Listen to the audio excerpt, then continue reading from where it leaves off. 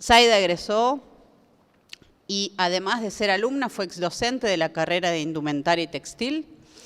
Vive en Barcelona desde 1990. En Sevilla hizo su doctorado y ahí también ejerció como arquitecta de proyectos. Es profesora de urbanismo en la ETSAB y en estos cursos de urbanismo, Sara fue una pionera en introducir las cuestiones del género en estas materias, por primera vez en el Estado español. Con Josep María Montaner, que también es otro que tiene nombre de libro, como Zaida, llevan adelante el Laboratorio de la Vivienda del siglo XXI, donde el tema del género también atraviesa todos los cursos, y también dio charlas en todos lados del mundo y escribió muchas cosas, pero 2 libros significativos: Espacio Público, Ciudad y Ciudadanía, con Jordi Borja, y con Josep María Montaner, Arquitectura y Política, que también forma parte de una materia electiva de la facultad. Fundadora del colectivo Punt y de la red y blog Un Día Una Arquitecta, que también se ha promocionado en esta facultad masivamente y que también está presente, y está preparando un libro sobre las mujeres en arquitectura y urbanismo. Actualmente, Zaida trabaja en cuestiones vinculadas a la gestión pública, es directora de urbanismo, vivienda, en Santa Coloma de Gramenet, en el área metropolitana de Barcelona. Así que, bueno, muchas gracias, Zaida, por estar acá. Gracias.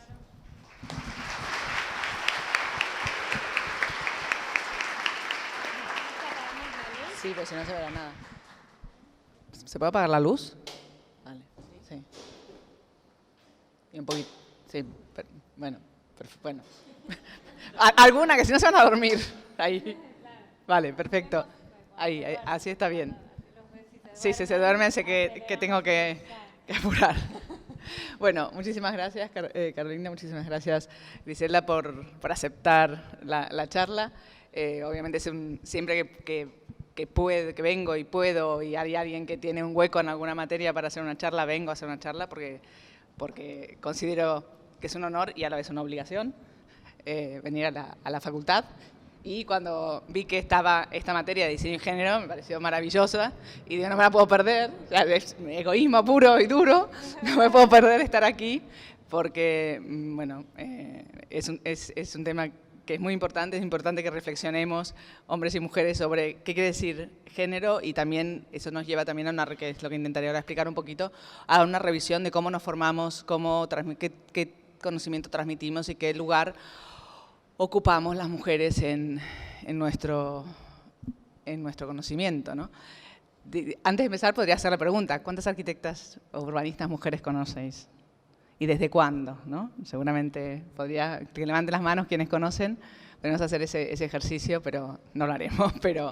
Pero hacerlo cada uno, cada una, y no pensemos que hace 2 días que hay arquitectas, hace muchos años, casi desde el comienzo de la profesión, desde el comienzo de la profesión, pero por algo que ahora explicaremos, somos un poco borradas. Empezamos. Entonces, un poco la idea de la charla es hablar, que no sé si ponerme... ¿Aguanta que me pare esto? Porque si no... como no tengo una pantalla... Bueno, brevemente la charla tendrá estas 5 partes, depende... Ahora no puedo manejarlo, pero bueno, no importa. Podría saltar alguna parte. Primero, el desafío de construir un nuevo relato histórico y una práctica profesional desde el género y los feminismos. Esto quiere decir replantearnos lo que estaba comentando antes, cómo formamos esta historia y cómo hacemos para incorporar estas invisibilidades. ¿Qué es la construcción de los roles de género? Que para los que están haciendo el curso de diseño y género ya lo habréis visto, pero me parece importante reforzarlo, cómo se genera el género. Urbanismo y género específicamente, y características que tienen las intervenciones de las mujeres en la ciudad, que es un poco arriesgado esa afirmación, pero yo creo que es posible decirlo. Y luego algunos ejemplos actuales. Pasamos. Entonces, ¿qué pasa? ¿Por qué las mujeres no...? ¿Pasamos? Las mujeres no estamos en la historia, no hemos estado ahí atrás. Hay un montón de arquitectas y pensadoras y urbanistas que seguramente, si os sacara las letras y os preguntara, reconoceríais con suerte 2, 3. Y sin embargo, todas han sido muy importantes en el siglo XX. Muchas han trabajado con arquitectos muy famosos, ellos los conocemos, pero ellas desaparecen, ¿no? Lo que nos dicen estas historiadoras desde género, que las mujeres hemos dejado menos huellas que los hombres en la documentación histórica. Yo diría más, no es solo que hemos dejado menos huellas, a veces las huellas están, pero quien lee no sabe mirar esas huellas o no las registra. Porque también hay trabajos que están haciendo actualmente, que es releer documentos históricos que parecen que, ¿no?, documentos notariales y escrituras del siglo XIV, del siglo XV, que uno diría, no había mujeres tomando ninguna decisión en el mundo, por ejemplo, de España, posterior a, digamos, árabe, y sin embargo sí, que estaban allí. Entonces hay que releerlo, porque en esa lectura, ¿no?, el que leyó hizo desaparecer ciertas aportaciones. Entonces lo que nos dicen estas historiadores es que las mujeres, por otro lado, han dejado esta falta de huella, tiene consecuencias en las actitudes culturales negativas hacia las mujeres, porque no tenemos esa presencia pública que merezca que seamos reseñadas. Y por tanto, si la historia se define como los hechos realizados por los hombres, de los cuales las mujeres hemos estado excluidas, por tanto no podemos formar parte de esa historia. Por tanto, es importante reflexionar y crear una nueva mirada que nos permita hacer nuevas interpretaciones y generar nuevos valores. Porque si los valores con los que vamos a preguntarle a la historia que hemos hecho a las mujeres son los mismos con los que se ha construido hasta ahora la historia, pues no encontraremos ningún indicio que valga la pena que las mujeres estén, ¿no? Pasaría lo mismo cuando empecé con los cursos de urbanismo y género en el doctorado en Barcelona. Casi todos los estudiantes eran latinoamericanos y latinoamericanas, y les decía que es un poco la misma discusión que en los años 80 se tenía respecto a la arquitectura latinoamericana. Estudiábamos, y todavía queda mucho por equiparar, pero hasta los 80 nosotros no se estudiaba arquitectura latinoamericana, no existía. ¿Cómo no va a existir? Pero no era suficientemente reseñable. ¿Por qué? Porque desde los centros de poder no se había reseñado esa arquitectura, entonces no existía. Entonces desde aquí había que volver. En eso Marina Weissman, una arquitecta, una profesora de la Universidad de Córdoba, fue la que empezó a colocar los puntos sobre las IES en esa situación, es decir, tenemos que remirar y repensarnos para ver con qué valores del centro podemos remirar nuestra historia para colocar valores propios en la historia general. Y aquí pasaría lo mismo. ¿Cómo remiramos la historia de las mujeres para incorporarnos en la historia general? Porque la historia general no es tal, sino que es una historia contada desde los hombres. Pasa. Después, el lenguaje invisibiliza. O sea, hay muchas discusiones y hay gente que se pone muy nerviosa cuando decimos todos, todas, o cuando alguien habla en femenino para intentar incluir, o para lo menos intentar que la parte que siempre está incluida se sienta. ¿Qué pasa cuando el plural no te incluye? Y la Academia de la Lengua, que no es muy feminista, que digamos, se pone también muy nerviosa, que cómo vamos a cambiar la lengua cuando cada año incorporan, por ejemplo, anglicismos sin ningún problema, ¿no? ¿Y por qué no se puede incorporar? Que inventemos un nuevo neutro. O sea, no puede ser que el neutro sea el masculino, ¿no es neutro entonces? Entonces, si nosotros hablamos de los arquitectos, yo no me siento incluida. Yo ya no me siento incluida, obviamente. Y cuando seguramente si alguien dice arquitectos, los arquitectos que hicieron tal cosa, a cada uno a la mente se le viene un hombre, no viene una mujer. Eso luego lo llevamos, por ejemplo, cuando leemos una bibliografía. La bibliografía es apellido y letra. Por tanto, como tenemos esa idea que es hombre, esa letra es un hombre. Y las normas de citación bibliográfica para los que hagan investigación dicen que no hay que poner los nombres. Yo digo que hay que ponerlos y saltarse las normas de citación bibliográfica, porque es una manera también de visibilizar que hay mujeres con producción científica. Si no, no están visibilizadas, porque automáticamente todos y todas leemos que esa persona es un hombre. Y esto no es nuevo. Plutarco, en el 46, entre el 46 y 120 después de Cristo, escribió un libro, La virtud de las mujeres, en lo que, y lo explica al principio del libro, que dice, bueno, estoy cansado de ver cómo mis colegas, ¿no?, los filósofos griegos, historiadores griegos, citan hombres y como no hay mujeres. Y él dice, hay mujeres y ha habido mujeres que han ejercido roles que merecen ser reseñados dentro de esa lógica, insisto, masculina, que también habría que romperla también de qué es lo reseñable. Pero que este problema de invisibilización, de no mirar a las mujeres que hacen cosas y no explicarlas, no es de hoy. Y los roles de género son construcciones culturales, por tanto depende de todos nosotros y nosotras cambiarlos, construir unos nuevos que nos incluyan. Y no se trata de que las mujeres nos convirtamos en hombres o que los hombres se conviertan en mujeres. Lo que tenemos que trabajar es por unos discursos, unas maneras de ser, unas identidades que sean variadas, diversas, diferentes, pero que eso no signifique ninguna desigualdad en nada, en presencia, en posibilidades, en oportunidades. Y, bueno, lo que ya he dicho, ¿no? La historia de las mujeres, para poderla construir, tenemos que hacernos nuevas preguntas. Las preguntas o los criterios hasta ahora utilizados no nos sirven, porque claro, si queremos saber, en general, también las hay, ¿no? Pero si vamos a ir a lo mismo, ¿quién fue la generala que fue a la guerra no sé cuánto? ¿Quién? Sí que ha habido, pero nos interesa que esa sea la única construcción histórica, cuando hay otros, los roles asignados a la mujer, que ahora veremos un poco sobre ello, que son los roles de género femenino, que son asignados tradicionalmente a las mujeres, que son, si quieres pasa. A ver. Bueno, antes de entrar con eso, por ejemplo, un detalle, en la Academia de Londres, de Arte Inglesa, en el 1700, este cuadro nos retrata a los académicos de ese momento. Aprieta otra vez, por favor. Y hay 2 miembros entre las fundadoras de la Academia de Inglaterra. Pero las mujeres no están presentes, están en los cuadros, ¿no? ¿Por qué? Porque las mujeres, en ese caso, como hay un desnudo, las mujeres no podían estar pintando el desnudo y por tanto están representadas en ese cuadro. Como fue un error para estos hombres incorporar a las mujeres, hasta 2 siglos después no vuelve a haber mujeres en la academia, ¿no? Pero, y si esto pensamos, las mujeres, por ejemplo, bueno, estaban en la academia, pero obviamente no podían hacer desnudos, tampoco podrían hacer grandes paisajes porque no tenían autonomía para irse ni libertad para moverse, guerras tampoco. Por tanto, ¿a qué se dedicaban? O a retratos de familias o a naturalezas muertas. Si pensamos qué valor se les da a este tipo de arte, tiene menos valor que el desnudo integral, que otras pinturas que han sido más propias de los hombres, ¿no? Entonces, siempre hay de soslayo que todo aquello que hemos hecho las mujeres está infravalorado, está menos valorado que los hombres. Pasa. Y si vamos a la arquitectura, esto lo paso rápidamente, los manuales más clásicos de arquitectura y los libros de arquitectura con los que muchos hemos estudiado ni nombran a las mujeres, o en el caso de una enciclopedia del siglo XX, de Lampugnani, son 2000 nombres, solo hay 3 mujeres citadas del siglo XX, con voz propia, perdón, y 44 son citadas.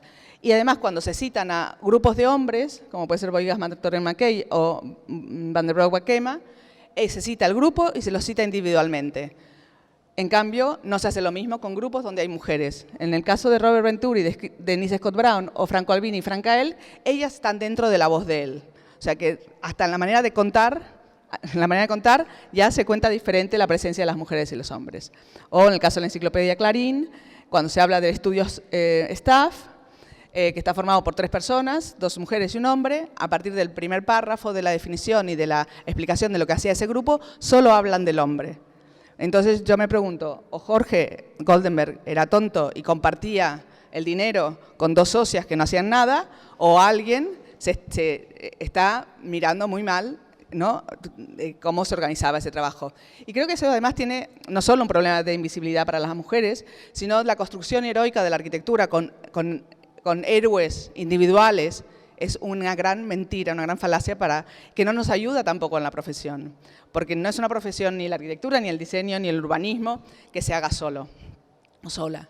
Necesitas más gente, porque también así creces. Por tanto, pensar que una sola persona, o sea, que Le Corbusier solo proyectó Chandigarh, que además no lo proyectó, pero que él solo hizo Chandigarh, es un grave error. Pasemos. Como decía Simone de Beauvoir, y ahora explicaremos cómo, no se nace mujer, sino que se llega a ser mujer. ¿Cómo? A través de esa mediación ajena que convierte un individuo en alteridad. O sea, a partir de la mirada del otro y de que el otro dice lo que tengas que hacer, es que se construye el sujeto mujer. Pasa. Entonces, lo que decía, los roles de género, que es lo que construye el sujeto mujer, el sujeto varón también. O sea, una cosa son los sexos biológicos, y esto es también simplificación binaria de 2 sexos, se asigna a un sexo de nacimiento unas capacidades ligadas a unas teóricas capacidades biológicas. Entonces, a las mujeres, por la capacidad de parir, la sociedad, la cultura, ha asignado todas las tareas que tienen que ver con los cuidados, con las tareas que se llaman de reproducción. Tareas que son realizadas en un interior doméstico, que son invisibles, que no son pagadas. A los hombres se les ha asignado las tareas de la producción, las tareas que ocurren en el exterior público, que son visibles y que son remuneradas. Esto, además de generar un problema básico en nuestra sociedad, que es la no valoración de la vida, finalmente, ¿no? Porque sin ese trabajo de los cuidados, sin ese trabajo reproductivo, no existe nada. Si alguien no se hubiera alimentado, si alguien no se hubiera cuidado, si alguien no hubiera cuidado de nuestro entorno físico, no estamos aquí hoy, no hay producción posible. Por tanto, es una demostración más también del desprecio del sistema en el que vivimos, sistema mundial, patriarcal, heteronormativo, que desprecia la vida, en definitiva. Hace guerras, destruye el planeta, porque realmente lo que le importa al sistema solamente es la extracción y la generación de un valor monetario. La construcción de los roles de género tuvo muchos momentos y hay momentos en la historia que son también los bastante mal tratados, como puede ser en cuanto a la organización social, como puede ser la Edad Media y el siglo XIX, como momentos un poco oscuros, un poco de ciertos retrocesos, y sin embargo en esos momentos las mujeres tuvieron un gran papel. Entonces me pregunto muchas veces si esa mirada negativa sobre esos momentos no tiene que ver también con el papel que jugaron las mujeres. No hablaremos de eso ahora, pero entonces, como digo, en distintos momentos de la historia hay un relanzamiento de la creación del género, de los roles de género. Y hay uno importante, porque sería el inicio de la modernidad, que es en el siglo XVII y en Holanda, que son todos los cuadros maravillosos de Pieter de Hoogt y un montón de otros autores, que empiezan a dibujar un interior doméstico habitado cotidianamente, que hasta ese entonces no eran así. Los cuadros, los interiores domésticos se habitaban con escenas bíblicas y se habitaban como en el momento, pero no contaban la vida cotidiana. Estos cuentan la vida cotidiana y es muy interesante y vemos cómo es una cama, cómo era una casa en ese entonces. Pero eso no nos tiene, y obviamente la perspectiva, unos detalles, una manera de pintar que es excelente, pero eso no nos debe hacer no mirar qué es lo que nos está contando estos cuadros. Holanda, siglo XVII, una sociedad, la primera ciudad moderna en tanto que sociedad burguesa, porque deja de ser parte del Imperio Español y hace una sociedad laica y, no sé, una democracia, pero una sociedad burguesa, que en tanto tiene que empezar a representarse a sí misma y se representa a través de cuadros y a generar nuevos valores. Entonces, este interior doméstico está siempre habitado por mujeres que están trabajando en los trabajos de los cuidados. Cuando hay algún hombre en estos interiores o está vendiendo cosas, o está durmiendo, o está escuchando música, o está comiendo. No está nunca trabajando o está leyendo una carta. No está trabajando en nada que tenga que ver con los cuidados. No solo eso, sino que estas mujeres nunca tienen cara, que es otra característica también del arte occidental. Hay muchos cuadros en que las mujeres no tienen cara, o porque están cabeza abajo o de espaldas. Y la tercera característica que indica esta reclusión de las tareas asignadas a las mujeres es que siempre es detrás de una ventana. Una ventana, como bien sabéis, es un umbral que no se traspasa, que relaciona dos mundos, pero que en principio dos mundos que no se tocan. Desde afuera, el adentro es invisible y yo puedo desde adentro mirar un afuera, pero al que no me pertenece. Claramente es ese afuera. Y vemos siglo XVII, pero también siglo XVIII, siglo XIX. Pero no nos quedamos ahí. La construcción de los roles asignados continúa hasta el día de hoy. Una publicidad de sartenes que nos dice que nace la nueva sartén para la nueva mujer. Una publicidad de lavar ropa que también nos dice cómo le enseñamos a las niñas de lavar ropa. O una exposición que también la diferencia entre estas dos personas que son de la misma edad, no sé qué. Bueno, una diferencia importante. Tienen los mismos estudios, pero ella gana un tercio menos que él, que es otro problema importante actualmente, ¿no? El gap, lo que se llama el gap de sueldos entre hombres y mujeres con igual formación. Pero entre la ropa que usa ella, la ropa que usa él y la esperanza de vida, ella tiene hijos, él no. Esa es una exposición 2004 Barcelona, o sea, no es de hace 50 años. Seguimos siendo las responsables, de los cuidados. Más publicidades, los juguetes, ¿no? Como elementos de transmisión de valores de feminidad y de masculinidad, cuando en realidad podríamos tener juguetes como estos. Una niña puede estar perfectamente tornillando cosas igual, ¿no? O bueno, estos regalos para el Día de la Madre, una aspiradora. Pasa. Propagandas en revistas de arquitectura, nuevamente, que en las revistas de arquitectura del año 2003-2004 para europeas, en donde la mayoría de las propagandas usan a la mujer como una mujer objeto, como si en cualquier otro ámbito de las publicidades. No sé, pensarán que no hay arquitectas que puedan ver las revistas. No solo eso, sino qué tipos de imágenes nos están mostrando, ¿no? La de arriba a la izquierda, para mí es claramente una imagen de violencia, ¿no? Donde hay un señor en una posición no muy normal, muy desafiante, y ella sentada de una manera que más que parece caída de un golpe. La otra de abajo, que pregunta cuál se pone hoy, de aquellas grifos, también un claro alusión sexual, no hay mucho aclarar. La otra mujer arriba, que es muy tecnológica, muy trabajadora, pero también tiene una cocina maravillosa, toda limpia y toda bien puesta para sus hijos, que desayunan con ella mientras ella trabaja, tiene tiempo para el gimnasio y la peluquería, etcétera. O sea, puede hacer todo a la vez. O aquella otra que se sienta sobre una encimera después de haber cocinado con un wok, que si habéis cocinado con un wok sabéis que queda toda la cocina llena de aceite después, ¿no? Entonces, además, tontas, pasa. O esta otra publicidad donde claramente, si yo tengo que encargarle a un hombre o a una mujer que haga un edificio y que en el edificio no entre agua, se lo voy a encargar a un hombre, que me mira a la cara, que tiene un paraguas como debe ser, con fuerza, con decisión. En cambio, ella, pues claro, se le rompe el paraguas, va con tacones, con un vestido que no se puede mover y camina por el tejado. O sea, no es realmente muy fiable la cosa. Pasa. O periódicos más de divulgación general, un periódico de Cataluña en el año 2007, donde se tiene mucho cuidado en... Ay, pasa para atrás. Se tiene mucho cuidado en el artículo iba que las casas son muy peligrosas para los niños y en todas las esquinas les puede pasar algo muy grave. Y entonces tienen mucho cuidado en que los espacios domésticos no se ve ninguna clase, no hay una relación con una cultura, con una etnia, con una raza, con una religión, pero detalle, hasta ahí todo bien, pero detalle, la persona adulta que está siempre al cuidado de todos estos espacios para que los niños no se mueran en cada esquina de la casa, es una mujer. Entonces, los que saben de comunicación, ¿no? El mensaje subliminal es mucho más fuerte que te lo digan. Pasa.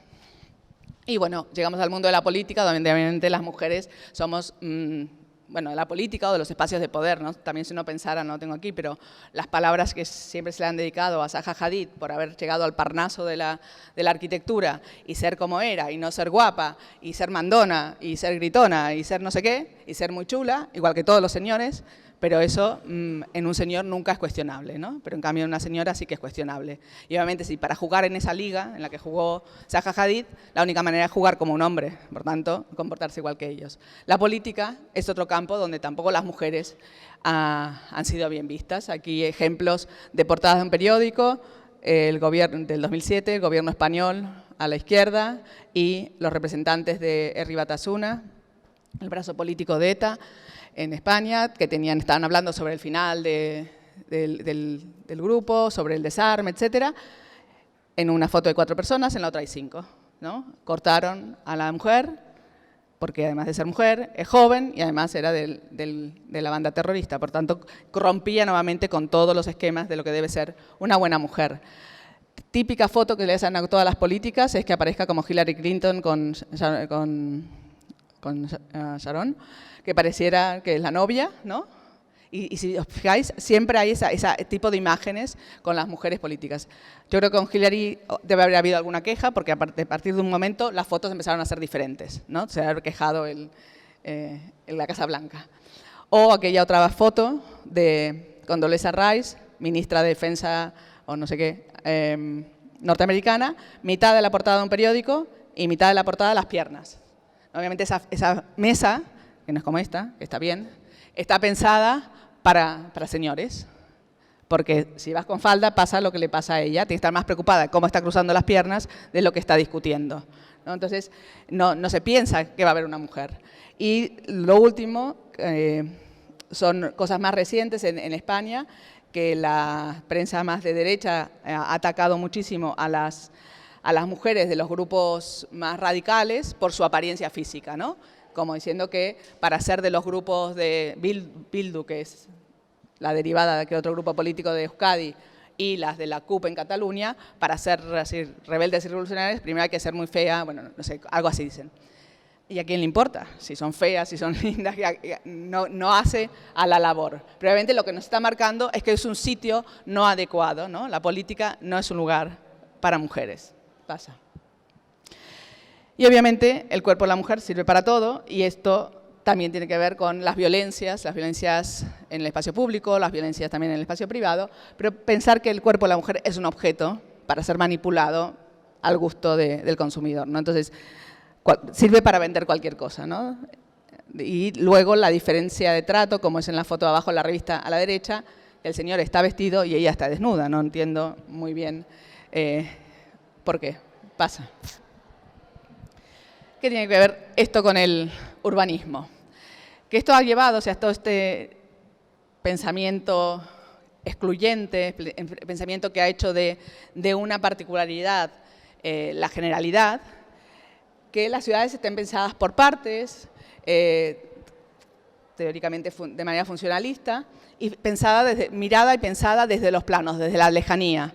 Lo que pedimos, lo que decimos desde un urbanismo con perspectiva de género y feminista, es que tenemos que verlo tenemos que combinar escalas, tenemos que ver, obviamente no estoy en contra de la ordenación y la organización territorial, que tiene que estar, pero hay que estar siempre comprobando cómo esas decisiones a gran escala impactan en la vida cotidiana real de las personas, ¿no? Entonces, lo que proponemos es que este urbanismo que tenga en cuenta las vidas reales, tanto en la diagnosis como en las propuestas, para hacer unas ciudades más cotidianas y más próximas. Pasa.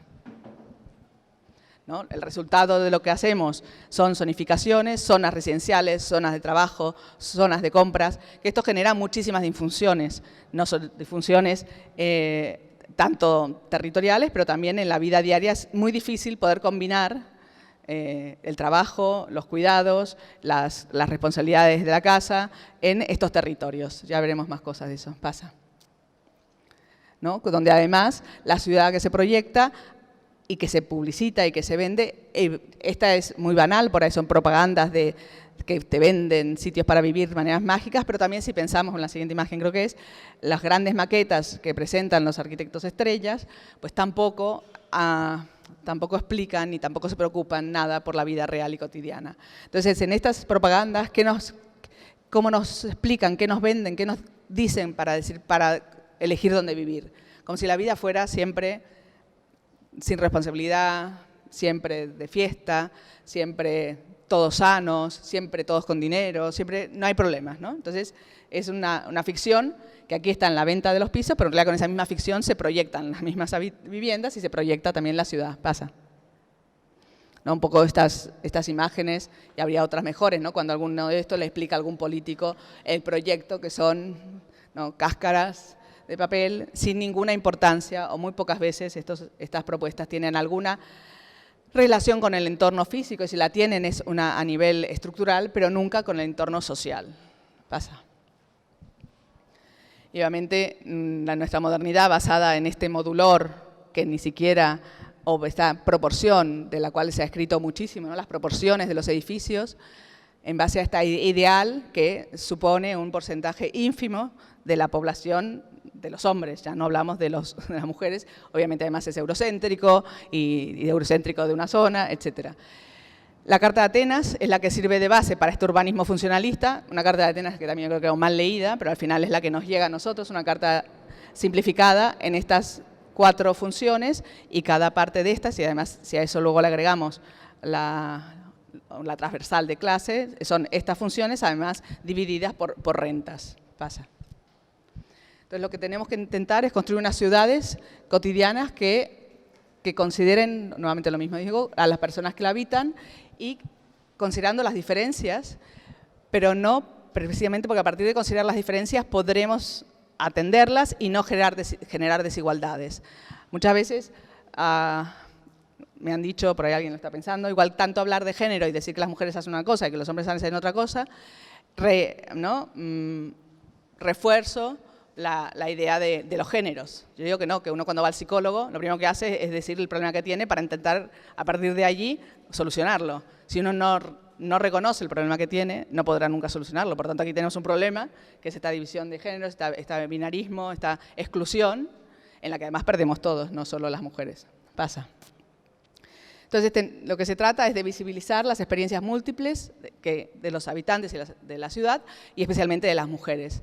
Y como comentábamos antes con el decano, y me preguntaba, bueno, me hablaba de Tonucci, que Tonucci habla de los niños y los niños hablan de todo el entorno. Sí, obviamente los niños hablan de todo el entorno, pero con un conocimiento bastante menor del que tienen las mujeres, que hablan de todo el entorno también. Y lo digo por experiencia, hemos hecho más de 100 talleres con mujeres en Cataluña, bueno, y en otros sitios, pero la mayoría en Cataluña, y las mujeres te explican su experiencia, sus dificultades, pero en realidad las suyas son las de menos, es la de todo su entorno, que su hijo, que el yerno, que la nuera, que el nieto, que el marido. Te explican cómo es la vida de todas estas personas. ¿Por qué? Porque es la receptora y la que de los problemas y es la que termina solucionando las disfunciones. Entonces, hablar con las mujeres no es hablar con un sector, que por ejemplo pasa cuando haces un grupo de participación, hace poco me pasó, y te caen 15 señores de 60 años para arriba todos, y la única preocupación es el coche. Y solo hablan de ellos y su coche, ¿no? O sea, son incapaces, también eso tiene que ver con la educación y el rol de género, de pensar en los otros. Pasa. Entonces, si analizamos para poder ver estas diferencias que tenemos, algunas son generadas, otras son buscadas, pero que hay que atenderlas para poder dar una respuesta adecuada a todas. Es importante tener, por ejemplo, cuando uno hace proyectos urbanos, estadísticas segregadas por género, cosa que en general no se hace, pero es muy importante porque nos da una visión muy diferente de la realidad. En este caso, la línea roja son las mujeres y la roja que tiene más diferencia son las tareas de mantenimiento cotidiano del hogar, aquellas que son cada día, sí o sí. Los otros que están más parejos son los arreglos, y el que está un poco superior es arreglos puntuales del hogar, el otro son actividades de organización del hogar puntuales, el otro son tareas también puntuales con los hijos, y obviamente ahí están bastante más parejos. Pero lo que son las cotidianas, las que sí o sí hay que hacer cada día, la diferencia es enorme. ¿Pasa? Esto nos lleva a estos otros dos óvalos, donde lo que nos señala es arriba las horas más oscuro gris, las horas que dedican los hombres al trabajo productivo, y el más oscuro, el gris más claro, al trabajo reproductivo, ¿no? Los cuidados. Inversa el de la mujer. Las mujeres, en las estadísticas europeas, que están hechas así separadas por mi mujer, en todos los países europeos trabajan más las mujeres que los hombres, pero menos en el mundo productivo, con lo cual tienes menos dinero. Las mujeres trabajan mucho más en los trabajos parciales, ¿no? Parciales, porque tienen que combinar con los cuidados. Eso lleva a ganar menos dinero, llega a menos autonomía, a menos oportunidades. O sea, al final también esa diferencia horaria de cargas repercute también en la capacidad de decidir qué quieres hacer con tu vida. Pasa. Los desplazamientos cotidianos también es otra variable importante y es muy diferente. En la movilidad clásica, y que sigue siendo la reinante, cuando se estudia movilidad en una ciudad, se habla de movilidad obligada, y la movilidad obligada es ir al trabajo, a los grandes, especialmente a los grandes centros donde se acumulan, ¿no? O sea, microcentros, fábricas, o a la universidad. La universidad por las grandes masas que mueven en horarios concretos. Entonces son las movilidades obligadas en las cuales los ingenieros de tránsito se desviven para que coordinen más o menos los horarios. A partir de allí, todo el resto de movilidades son opcionales, secundarias. Pensar, no sé, todas las otras cosas, desde llevar a los niños a la escuela, ir a hospitales, ir a trabajar después de llevar a los niños a la escuela, todo eso queda penalizado en la organización del transporte en las ciudades. A partir del horario de la entrada de las masas a los trabajos, los horarios del transporte público, o sea, la frecuencia, se agranda mucho, porque se considera que quien se mueve a partir de esa hora, se mueve porque tiene ganas, pues no tiene nada que hacer en la vida más que ir de un lado a otro por placer, ¿no? Como ir a la escuela, al hospital, etc. Y también tiene una consecuencia. Si la persona, o sea, el género femenino, sea un hombre o una mujer, que lleva a los niños a la escuela, por ejemplo, se ve penalizado en su llegada al trabajo. Por tanto, es un trabajador o trabajadora menos fiable porque llega tarde, pero llega tarde porque tiene esas otras tareas y que se va a poner más difícil. Y si ese dato de arriba lo cruzamos, estos son de Barcelona, el área metropolitana de Barcelona, con quienes tienen vehículo privado, porque pensamos que todo el mundo tiene vehículo privado, no, también el vehículo privado también tiene género. 74% de disposición de vehículo tienen los hombres y un 43% de las mujeres tienen disposición de vehículo propio. Entonces ahí te está marcando que no todo el mundo tiene coche y que no dispone para nada un 25% mujeres, un 57% mujeres, perdón, y un 25% hombres. Por tanto, cuando hace un tiempo se hizo una encuesta del área metropolitana de Barcelona de cómo era la movilidad, primero se vio cómo se movían hombres y mujeres, un 80% de los hombres se movían en coche y un 60% de las mujeres en transporte público. Cuando a estos mismos se les pregunta cómo es el transporte público del área metropolitana de Barcelona, un 70%, ¿no? Un 10% miraba un poco más que su ombligo, un 60% dice de los hombres que, un 60% dice que no hay transporte público. Y en cambio las mujeres, bueno, un poco más de las que lo usan, dicen que es ineficiente. Que alguien nos está engañando, no. Dos realidades diferentes pues informan de manera diferente. Por eso la importancia de incorporar cuantas más visiones mejor tengamos en soluciones sobre un espacio urbano. Y también siguiendo con esto del transporte, un compañero mío de la universidad estaba haciendo un proyecto también en el área metropolitana, un plan urbano.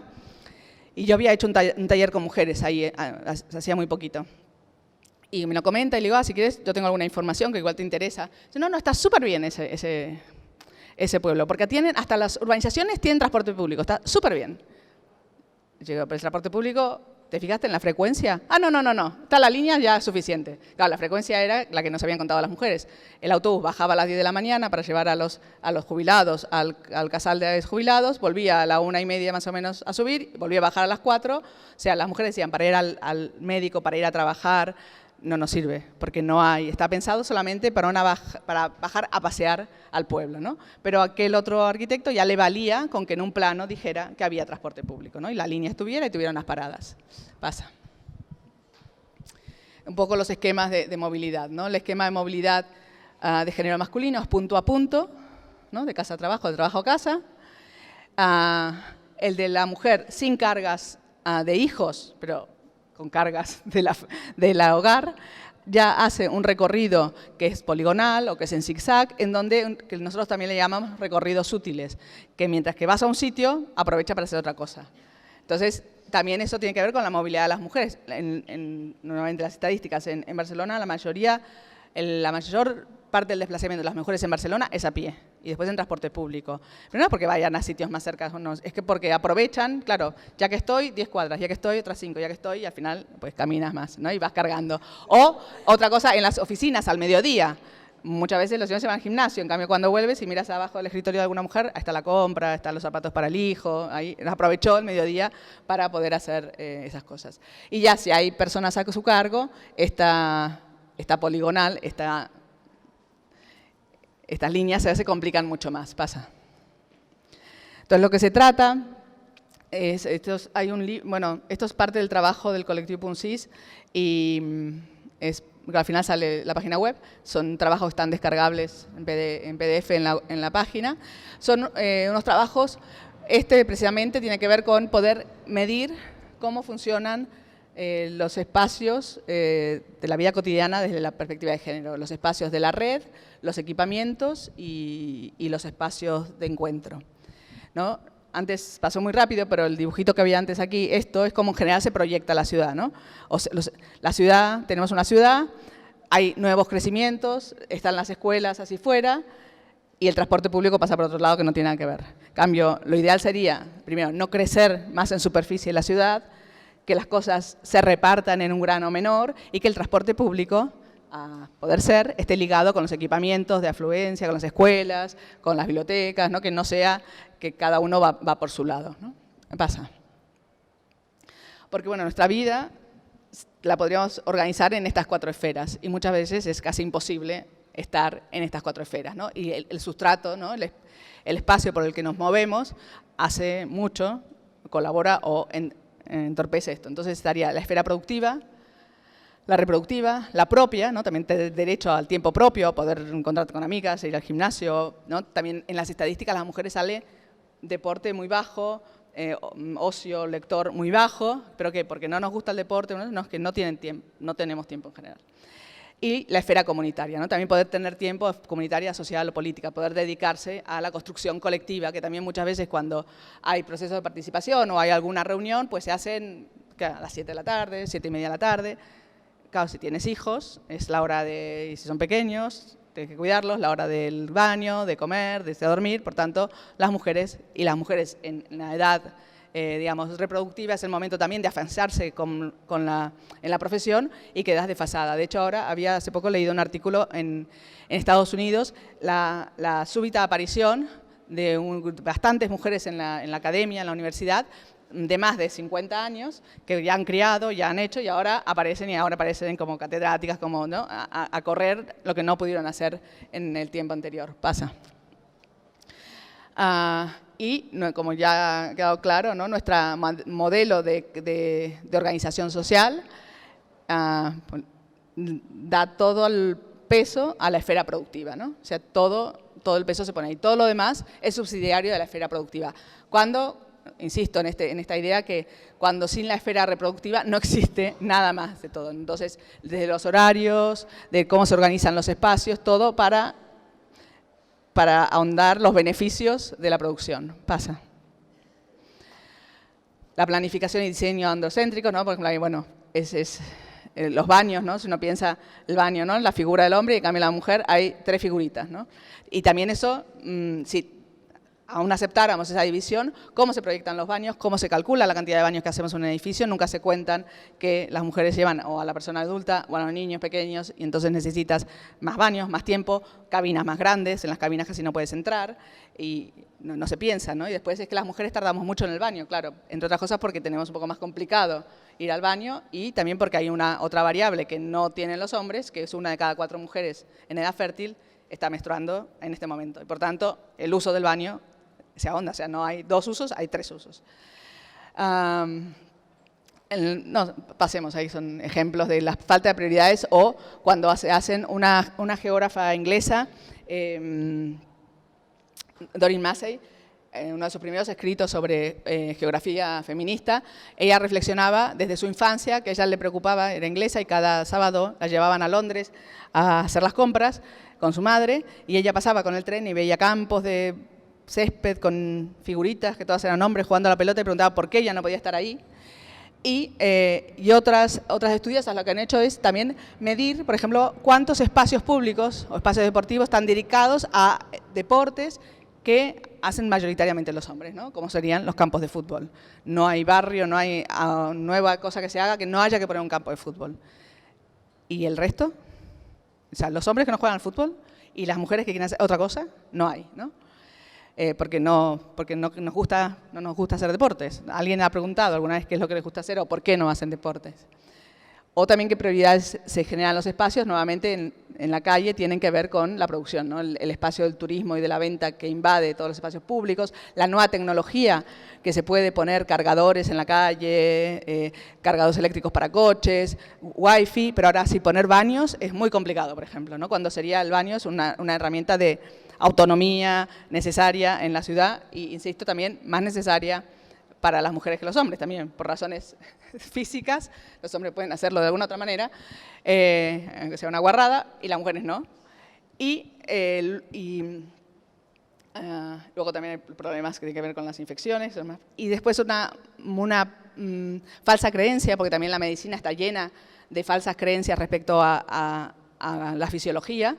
La fisiología está basada en el cuerpo masculino, y entonces se supone que la mujer somos más o menos igual, con algún defectito, pero más o menos en básico igual. Pero así estaba explicado. El famoso Gray, que es un manual, no sé si alguien sabe la historia, de medicina, por ejemplo, en lo que era el aparato urinario, lo escribe el de los hombres, que se queda como 5 páginas, y el de la mujer era un párrafo así que decía deformación o falta de evolución del aparato masculino. Ahí se quedaba tan tranquilo. Y con eso han estudiado generaciones de médicos de todo el mundo. Pero no solo eso, sino que todos sabemos que del problema de próstata de los hombres, no sé qué, pero resulta que estadísticamente las mujeres mayores tienen mucho más problemas que los hombres, por los embarazos, por el mismo manera que nuestro cuerpo. Sin embargo, eso no se tiene en cuenta, ¿no? O un ataque del corazón. ¿Cómo es un ataque del corazón? ¿Cuál es el anuncio? Ese es el anuncio en los hombres. En las mujeres es un dolor de estómago.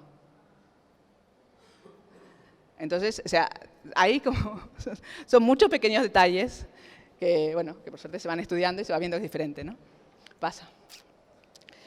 Entonces, no sé qué era eso. La ciudad, con el colectivo Puncis, cuando empezamos a ver cómo explicábamos o cómo analizábamos la ciudad desde la perspectiva de género, empezamos a analizar 6 variables, a partir de 6 variables, 4 físicas y 2 más conceptuales, que se fueron ajustando en sus nombres sobre todo y en la manera de aproximarnos. Por un lado es la participación individual y colectiva, ¿no? ¿Cómo podemos llegar al proyecto de ciudad con esta participación? Espacios públicos y de relación, porque también el espacio público muchas veces se entiende como ese espacio solamente de gran representación y no pensamos en el pequeño espacio público o red cotidiana que es imprescindible para la calidad de la vida diaria. Los equipamientos y los servicios, también cómo son pensados en función, si incorporamos más visiones, la movilidad también en tiempo y en espacio, a seguridad y autonomía y la vivienda y su entorno. Vamos a ver algunas de las características. ¿Pasa? Vale. ¿Qué le pedimos al espacio público? Que tiene que favorecer la autonomía y la socialización de las personas. Y para ello tienen que estar tenidas en cuenta, lo que ya he repetido, tareas de cuidado y las relacionadas con lo reproductivo. La necesidad de lugares de encuentro para posibilitar la creación de redes de apoyo, que muchas veces hay, y según en qué barrio, según en qué culturas, las mujeres no pueden acceder al espacio público, no se pueden quedar en el espacio público, por tanto, y sin embargo es el espacio donde poder socializar y donde poder generar redes de apoyo, como dice ahí. El espacio público nos ha de posibilitar promover la autonomía de las personas dependientes, por tanto, cruces seguros, suficiente iluminación, superficies en buen estado. Elementos urbanos, bancos, fuentes, zonas de juego que apoyen las actividades cotidianas. Los bancos, por ejemplo, como ejemplo mínimo, los bancos no son solamente un espacio para pasar un rato en un entorno agradable. El banco, poderse sentar cada unas X cuadras, permite la autonomía de las personas con dificultades, sean mayores, sea que te hayas roto una pierna, sea que te tengas seas funcionalmente diverso. Entonces los bancos tienen que acompañar los recorridos y la diversidad de espacios para poder satisfacer las necesidades de diferentes personas. Pasa. Bueno, el espacio público como espacio de visibilidad de las mujeres también pasa, digamos, o sea, que también seamos nosotras a través de los murales y de los carteles que nos podamos decir. ¿Pasa? La movilidad también variable en opciones, por todo lo que ya expliqué antes, ¿no? La importancia de pensar en estos recorridos múltiples, en ver cómo, y muchas veces no digo sea fácil, porque depende, o sea, a la carta no puede ser, pero algunas cosas se han comenzado a hacer a la carta y hoy con la tecnología que tenemos podríamos aplicarla también ¿no se estaba escuchando? ¿Sí? De golpe se despertaron, los desperté. Para poder dar respuesta a variedad de los horarios del mundo de la esfera de la reproducción. Y pensar la movilidad respondiendo a la diversidad y a la seguridad. También pensar muchas veces los entornos de la movilidad son muy poco amables y la percepción de seguridad muchas veces es tan o más importante que la seguridad misma en el caso de las mujeres. Por tanto, que el espacio esté limpio, que el espacio esté iluminado, que el espacio sea visible, son características que hacen que los podamos usar con mayor seguridad y autonomía. Pasa. Los equipamientos, también los equipamientos, a medida que las sociedades avanzan, los equipamientos se amplía la lista de equipamientos que puede haber. Por ahí hace 60 años había, ahora no sé, jardín de infantes y escuelas y poco más. Hoy aparecen desde las maternales, desde espacios de ludoteca, espacios de crianza compartida, otros espacios que tienen que ver con la misma etapa de niños y niñas, pero que va atendiendo a nuevas necesidades que tiene esa ciudad. Por tanto, no hay un esquema, una lista cerrada, sino que obedecerá también a las necesidades reales de la población con la que trabajemos. Y que tienen que estar entretejidos con el espacio de la ciudad. O sea, que no estén apartados, ¿no? Yo tengo que llevar a un niño 20 cuadras para allí y al otro, porque ya va a otra etapa educativa, otras 20 cuadras para allí. Que estén rodeados y en el tejido urbano. Y que estos espacios además sean permeables, sean flexibles. Lo ideal sería que conjuguen diferentes actividades a la vez para también tener diferentes horarios, porque esa es otra cuestión. La ciudad hay que hacerla que esté el máximo de 24 horas con actividad, porque también eso es lo que nos da seguridad. Pasa. Las viviendas, también pensar una vivienda que no tenga jerarquías, porque la vivienda desde es el primer sitio que habitamos y por tanto a través de esos espacios nos está mandando un mensaje, ¿no? Si construimos viviendas donde hay una mega habitación con un súper baño, con un súper dormitorio, vestidor y otras habitaciones mucho menores, hay una clara jerarquía que yo creo que en principio no corresponde a las ganas, a la manera que la mayoría de las personas hoy creen criar a sus hijos e hijas, ¿no? Pero el espacio ya te está mandando un rol jerárquico, ¿no? de los padres, cuando además tampoco son quienes más usan las habitaciones, ¿no? Porque no están. En cambio, los niños no tienen lugar para poder guardar sus cosas. Y además, si fueran más iguales las habitaciones, el intercambio, el uso por diferentes tipos de familias, que también hoy las familias o los grupos de convivencia son muy diversos, serían más adecuados. Pasa. También la importancia de las viviendas, de los espacios intermedios, de los espacios de relación, de generar diferentes niveles entre lo privado y lo público, ¿no? Que no sea directamente del privado al público, porque nos estamos perdiendo parte de los espacios para generar redes en los vecindarios. Pasa. Y la seguridad, la básica de la seguridad es que no es seguridad en sí misma, sino que nos permita autonomía y libertad para usar los espacios públicos. Entonces, una iluminación que no ilumine solo, o podría no iluminar la calzada, pero sí iluminar las veredas, evitar los grandes paredones, los pasos a desnivel tampoco son muy seguros. O sea, buscar situaciones urbanas que no generen inquietud e inseguridad. Pasa. Hay un trabajo hecho en su origen por mujeres de Montreal que establecieron los 6 parámetros que tienen que tener un espacio seguro, tiene que estar señalizado, vigilado, tiene que generar comunidad, equipado, vital y visible, ¿no? O sea, es muy importante que uno, al entrar en una calle, al entrar en un parque, al cualquier sitio, puedas ver qué tienes delante, por dónde se sale, cuál es el recorrido que se te avecinan, no recodos, no plantas que nos tapen una visión, porque nos hace que ese espacio sea mucho más inseguro y posiblemente nos impida su uso. Pasa. Y obviamente la participación en todos los niveles, pero participación específica con mujeres, porque también lo que muchas veces sucede es que si haces participaciones así aleatorias, sin especificar, los que toman la palabra son los hombres. Y entonces, obviamente eso depende de los entornos, ¿no? Pero es normal que los hombres estén más habituados a hablar en público, tengan más seguridad también en sí mismos, porque remito al inicio, ¿no? Los hombres, el saber masculino está más avalado que el saber femenino, ¿no? Las mujeres decimos más tonterías, entre comillas, ¿no? Los hombres siempre hablan de cosas serias.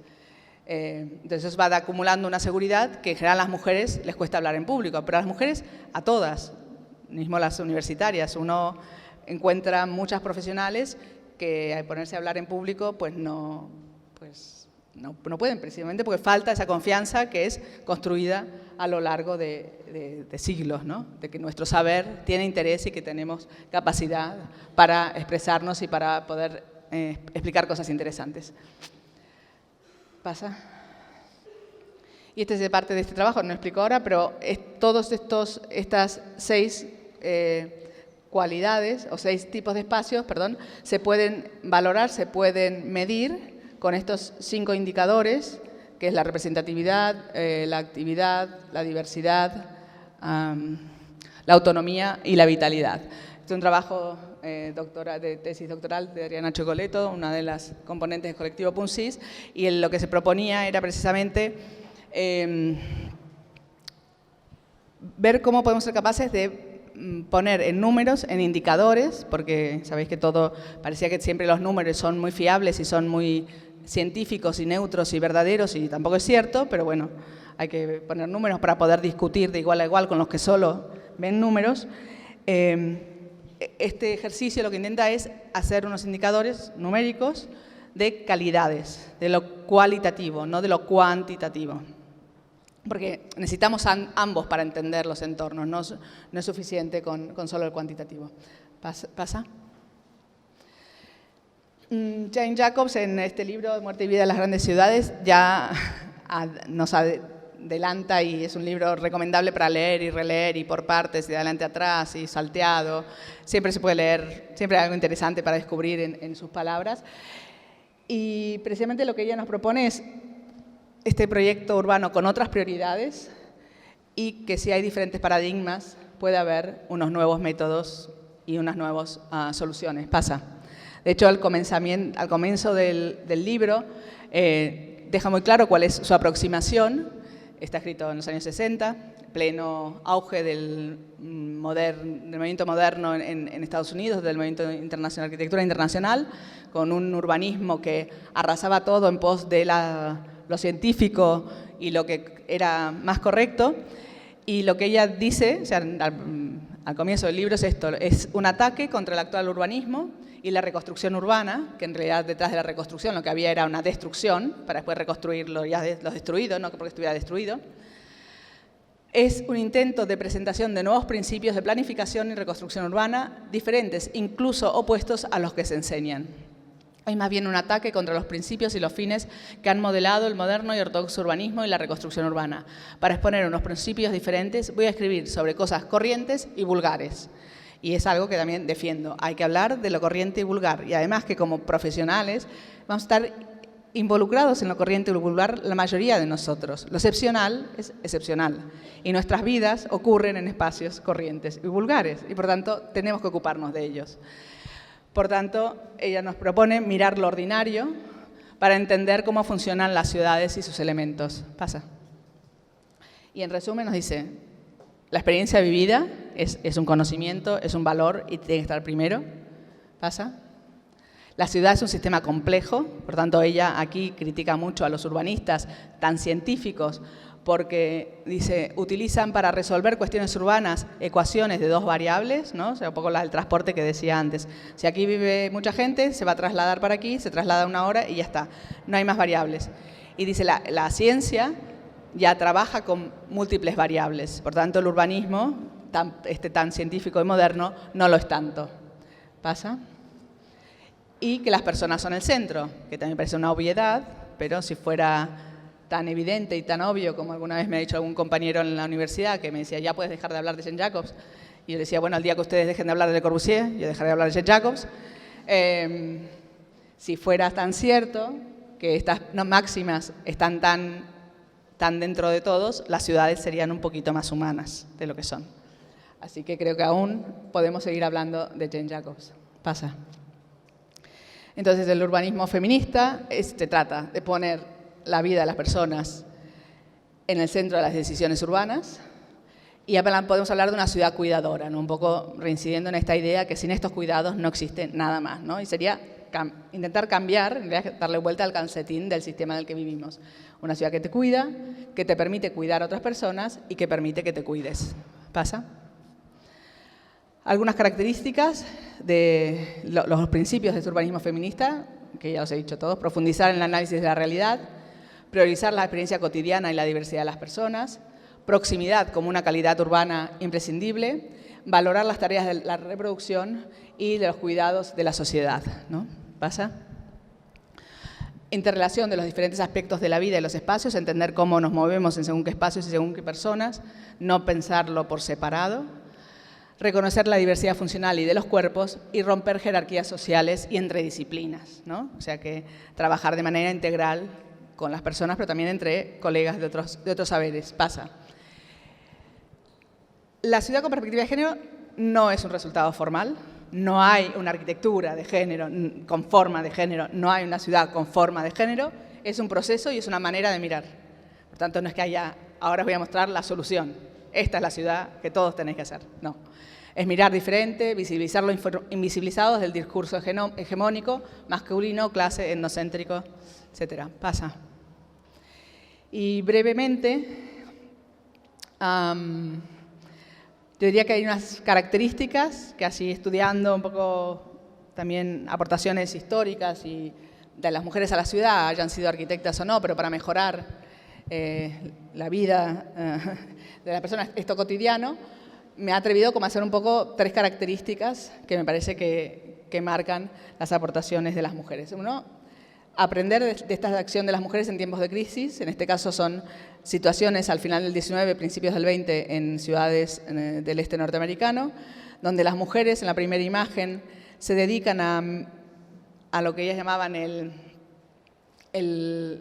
municipal housekeeping, que sería el cuidado del hogar, pero llevado a la ciudad. Dice, ya que los urbanistas lo que se encargan es de las grandes avenidas y de los grandes edificios, de los grandes parques, y de lo que pasa detrás de esa fachada emblemática, nadie se ocupa, pues ya que esa es nuestra tarea en el hogar, también será nuestra tarea en las ciudades. Y entonces encargaremos a ir a los barrios, donde vive la gente real, a ver cómo podemos mejorarlos. Entonces, desde promover que se asfaltaran esas calles, que los animales muertos no quedaran en la calle al lado de donde los niños juegan, que el agua no quedara estancada en podredumbre, utilizaron también fueron primeras en proponer la utilización temporal de solares en desuso y todos sucios para que los niños y niñas de estos barrios pobres tuvieran un sitio donde jugar, promovieron las escuelas maternales también para que estos niños y niñas de padres trabajadores no tuvieran que estar en la calle y baños públicos para toda la comunidad. A su vez también hacían iban a las casas de la gente, les ayudaban o les transmitían los conocimientos que tenían estas personas a ellos que no tenían, etc. Luego la aparición de huertos en la ciudad también es una aportación de las mujeres a finales del 19 en estas ciudades, en los barrios más pobres, como una manera de que tengan mejor alimentación, y en la crisis del 29 las mujeres proponen los huertos en los tejados, las azoteas de las escuelas en las grandes ciudades, precisamente porque la crisis, frente a eso, es cuando Wright, por ejemplo, propone Broad Acre City, ¿no? La solución al problema de la alimentación en la ciudad cuando hay una crisis. Claro, estás en el campo, puedes alimentarte, no tendrás nada más, pero alimento tienes. En la ciudad, el alimento se canjea con dinero. Entonces, la propuesta de las mujeres es solucionemos la misma ciudad. La propuesta de Wright es hacer ciudades fuera de la ciudad con su huerto independiente, pero romper este tejido, ¿no? Entonces, estas soluciones que tienen en común, que son holísticas, que piensan en todo, que no están focalizadas, no es un solo problema que resuelvo, que son pragmáticas, lo que puedo hacer, no pienso en hacer el gran cambio transformador y que pasara a la historia como la que redactó el plan no sé qué, sino a hacer cambios que modifiquen el hoy de gente real. Es inclusiva y es creativa, porque también con pocos recursos se saca el máximo de provecho. Pasa. Estas mujeres, también otras en Chicago, casas como estas, que es la Hull House de Jane Addams y Ellen Gates, una casa en un barrio como el que veis allí a la derecha, como está aquí a la derecha, una casa que tenía una doble función. Las mujeres de ciudades de provincia podían ir a Chicago a estudiar a la universidad, que ya podían ir a la universidad, pero no podían vivir solas porque no estaba bien visto. Entonces podían vivir en esta casa, cuidadas por estas madres adoptivas, y a la vez esta casa servía de espacio de referencia, de casa grande, a todos los niños de ese barrio, ¿no? Entonces estas mujeres que estudiaban también dedicaban parte de su tiempo a cuidar a otros niños, a educarlos, a enseñarles a cantar, a escribir, etc. Con la idea de dar al vecindario una oportunidad. Pasa. Jacoba Mulder, que fue la directora de urbanismo de Ámsterdam, después de Jacobo Van Esteren, de Cornelius Van Esteren, formó parte del equipo de él y después fue la directora. Se le ocurre, mirando la ciudad destruida de la posguerra y viendo que hay niños y niñas que juegan en la calle, en el centro de la ciudad, y que no tienen dónde jugar, y la ciudad en ese momento tiene toda su fuerza puesta en hacer los nuevos barrios del sur, se le ocurre que es lo mismo que ya habían hecho las otras mujeres, que esas parcelas, esos lotes que estaban abandonados, sucios y en mal estado, podían recuperarse de manera provisional para que los niños que jugaban en la calle, que vivían en el centro de la ciudad, tuvieran un lugar donde jugar. Pero lo interesante es que no solo que resuelve y dice, bueno, yo ahora me pongo con Aldo Van Eyck, que era un joven arquitecto que trabajaba en la oficina, me pongo a diseñar de manera, desde mi despacho, aquellos que a mí me parezcan. No.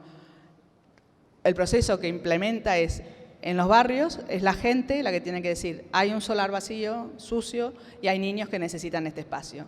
Entonces, a partir de tener la oportunidad y la necesidad, ellos ya hacían el proyecto y el contacto con los propietarios para pedir la cesión de ese espacio. ¿Pasa? Entonces eran sitios tan pequeños como estos, pero que de la suciedad pasa a ser un espacio de juego.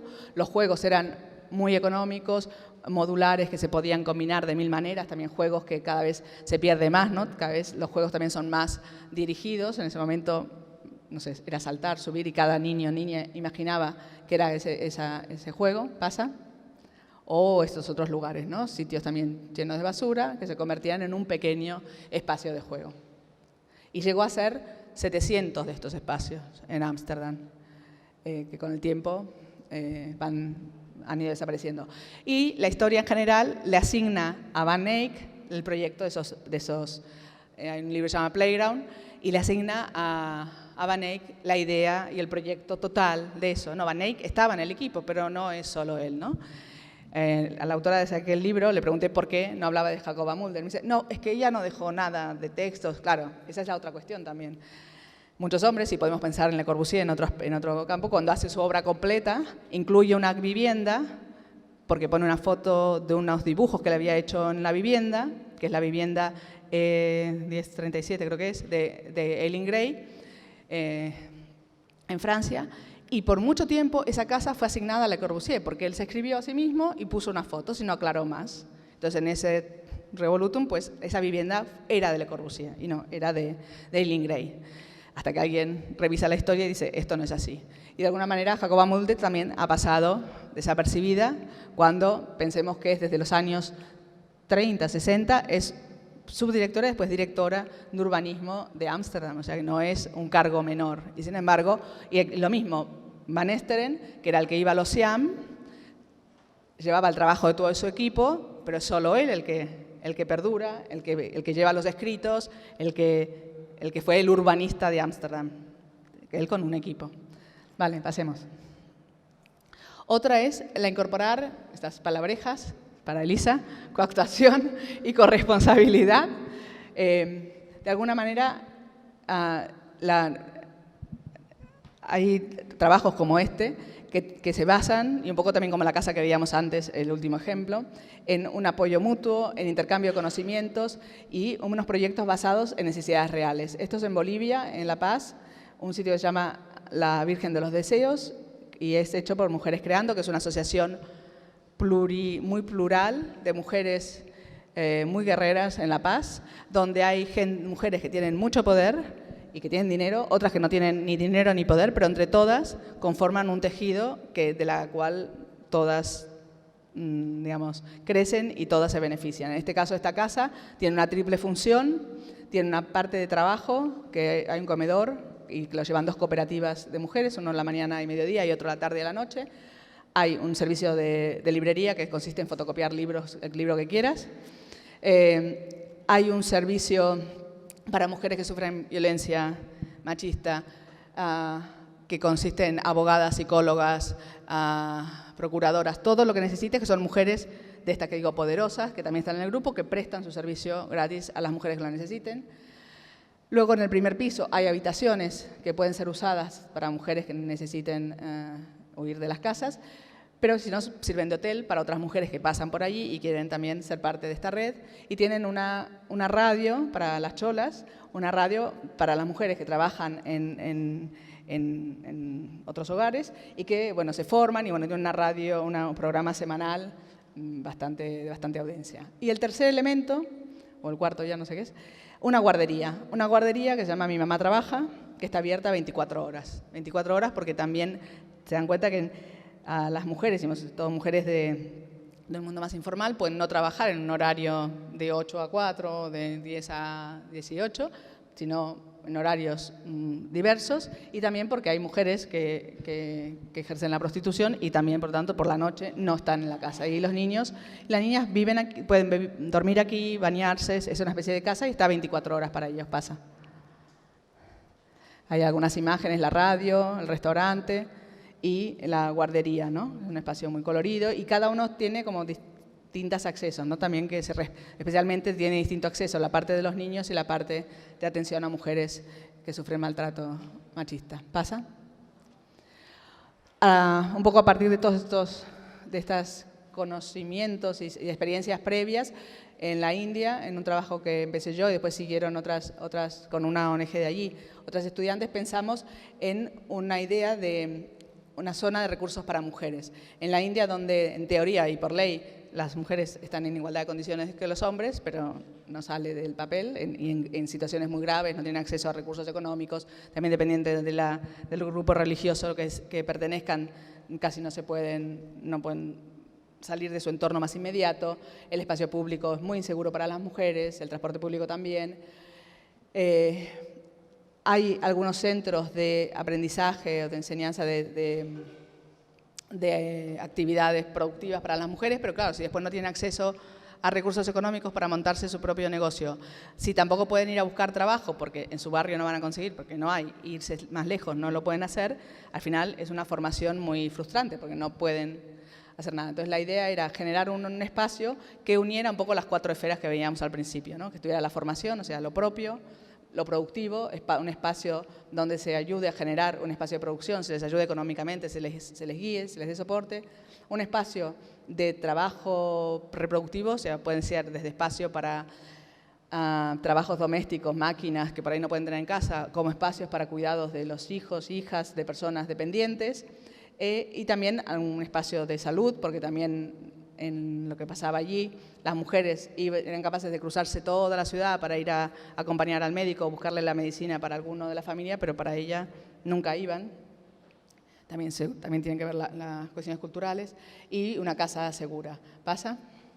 Entonces, este trabajo después lo desarrollaron unas ahora jóvenes arquitectas cuando eran estudiantes, que se llama el grupo Equalsari, y trabajaron la idea un poco de estos recorridos cotidianos llamándoles la red, una red cotidiana en unos barrios reales trabajando con mujeres en la India y desarrollaron diferentes proyectos de centros de recursos para mujeres.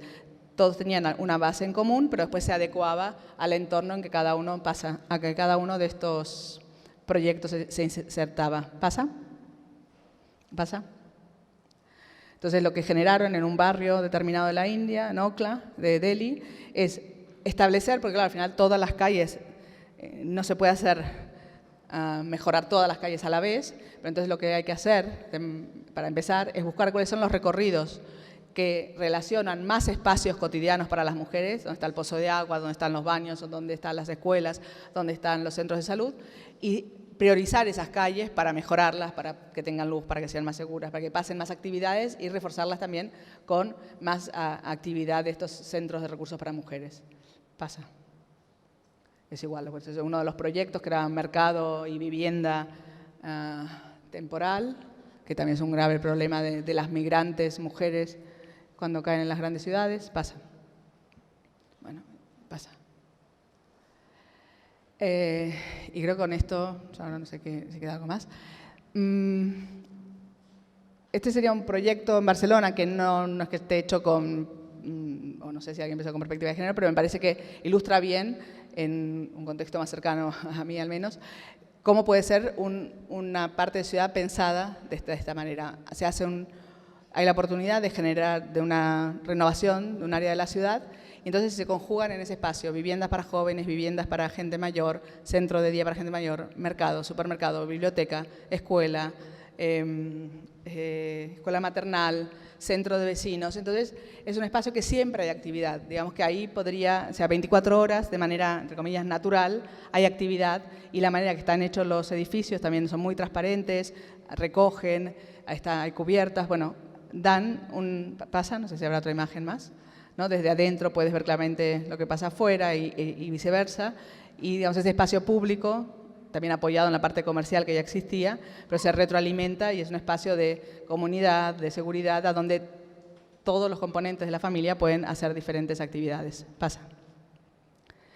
Y el tercer ejemplo, la tercera cuestión, es esto, el trabajar para personas reales, digamos, la tercera característica que tendría la intervención urbana con perspectiva de género, personas reales y no abstractas, observación y participación. Este es un pequeño, bueno, un proyecto de mejora de un barrio en Viena, donde la pregunta a responder por el proyecto es, surge a partir de esta pregunta, ¿no? ¿Qué hacer en el proyecto? Perdón. ¿Quién utiliza el espacio público a las 3:30 de la tarde? ¿No? A las 3:30 de la tarde sería el momento en que no hay nadie en la calle porque está todo el mundo trabajando. Pero ese todo el mundo deja fuera a otra gente, niños, jóvenes, insisto, las personas que cuidan, las personas mayores. Y entonces ejemplifican con diferentes personas sus necesidades y van y recorren el barrio con esa mirada y van viendo qué problemas presenta el barrio. ¿Puedes apretar el triangulito ese que está ahí? Sí, salto. Vale. Entonces, ya para acabar, otro listado de qué características podría tener un urbanismo con perspectiva de género. Reconocer y dar visibilidad y protagonismo a la ciudadanía. Pensar en las redes de vida cotidiana, que ese sea como un elemento de proyecto básico a partir del cual generar el resto. Las distancias cortas. Un espacio público con prioridad para los ciudadanos y ciudadanas. Usos y funciones variadas, ¿no? Que ocurran varias cosas a la vez. Diversidad de gente, de usos y espacios, ¿no? Que sería, en realidad esa sería la definición básica aristotélica de la ciudad, ¿no? La ciudad es un espacio diverso en gentes y en edificios, aunque muchas veces eso se haya perdido. El transporte público, los tiempos en la ciudad, pensar los tiempos en la ciudad es muy importante. O sea, hablamos mucho de sostenibilidad, pero hay un bien súper escaso que son las 24 horas que tiene el día. No hay más, no podemos encontrar más horas como el petróleo, no hay manera. Entonces tenemos que hacer ciudades más eficientes, más eficaces y para eso la proximidad, las distancias cortas, esta idea de hacer un barrio de escuelas alejadísimo de las ciudades es realmente absurdo. Entonces repensar desde esta mirada. Y que los proyectos, aunque es evidente pero que no pasa, relacionar lo social con lo físico. Es evidente, pero no pasa, ¿no? ¿Quién se mueve por dónde y por qué? ¿Qué tipo de terreno tienes? ¿Topografía, no topografía? Materialidades. Todo eso hace a la calidad urbana. ¿Pasa? Y entonces, esto más para un poco idea para los estudiantes y las estudiantes, que todo proyecto nos debe hacer replantear, ¿no? Que un enunciado no tiene que estar vacío de contenido, no es un enunciado al que resolvemos de manera abstracta. Tenemos que preguntarnos para quiénes, para qué, cómo, y volver y cuestionar desde un programa que nos dan en clase hasta un programa que nos puede dar un promotor o una ciudad, ¿no? Realmente es eso lo que se necesita y quién lo va a usar y cómo lo va a usar, cómo se va a mantener, que no lo he dicho, pero es otra cosa importantísima. No se piensa nunca en cómo se mantienen los espacios, ¿no? Y después pasa lo que pasa, se nos rompe todo y no hay repuestos, sale muy caro, el mantener es más caro que el hacer y es más caro que el hacer, por tanto es muy importante que se piense en cómo construimos las cosas para que el mantenimiento sea posible. Pasa. Y para acabar nada más, dos experiencias entre las que he formado o formo parte. Una es Punsis, el colectivo Punsis que ya os lo he comentado, que trabaja el urbanismo con perspectiva de género y feminista. Ahí tenéis la web, hay material para bajar y tal. Y el otro, Un día una arquitecta, un blog, una red, que acá está Inés Moisset, que es la lideresa del grupo.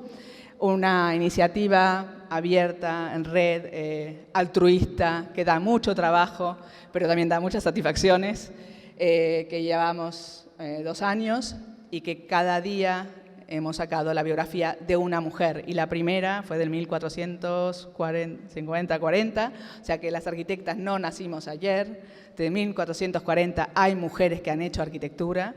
Yo os invito a que paséis por el blog porque realmente hay experiencias increíbles que mismas nosotras, que ya conocíamos a bastantes, nos ha sorprendido y bueno, que eso tiene que servir de modelo y referencia para que no os vuelvan a decir que ahora que las mujeres, no, las mujeres llevamos mucho tiempo aquí, ahora tenemos que hacernos ver, hacernos oír y que nuestro conocimiento es tan válida como el de los arquitectos. Pasa y ya terminamos. Gracias.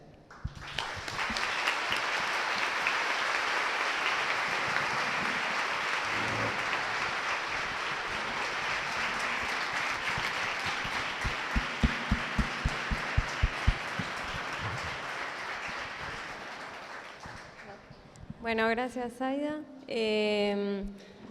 Bueno, algunas de las cuestiones que habló Zaida me parece que dialogan muy bien con lo que venimos viendo y discutiendo en el taller para aquellos que estén cursando la materia.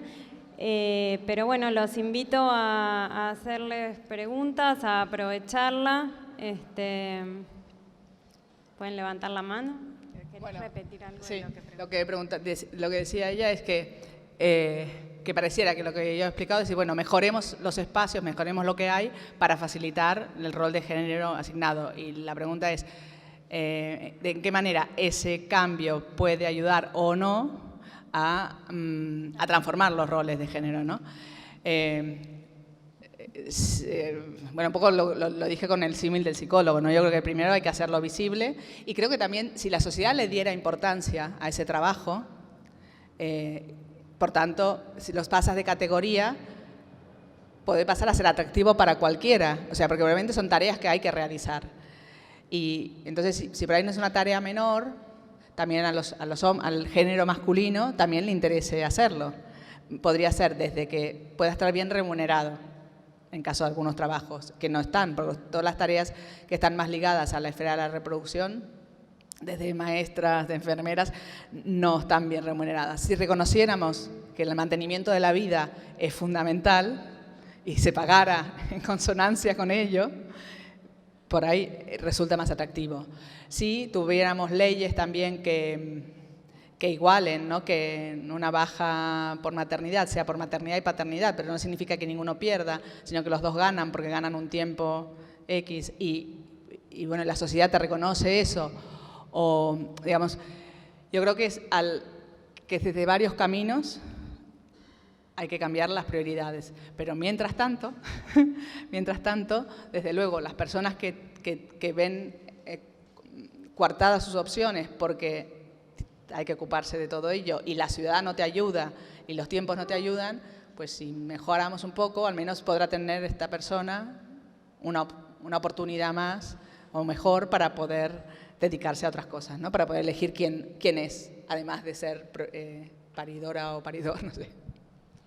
No, yo quería agregar también que también hay una realidad que es que, digamos, en todas las situaciones de mayor vulnerabilidad en las ciudades, esto es estadística pura, digamos, aquellas que están, digamos, en zonas vulnerables por pobreza, digamos, el porcentaje de mujeres que padecen determinadas situaciones es mayor, ¿sí? O sea, que dentro de los espacios de vulnerabilidad son las mujeres las que están en situaciones digamos, en peor situación. Entonces,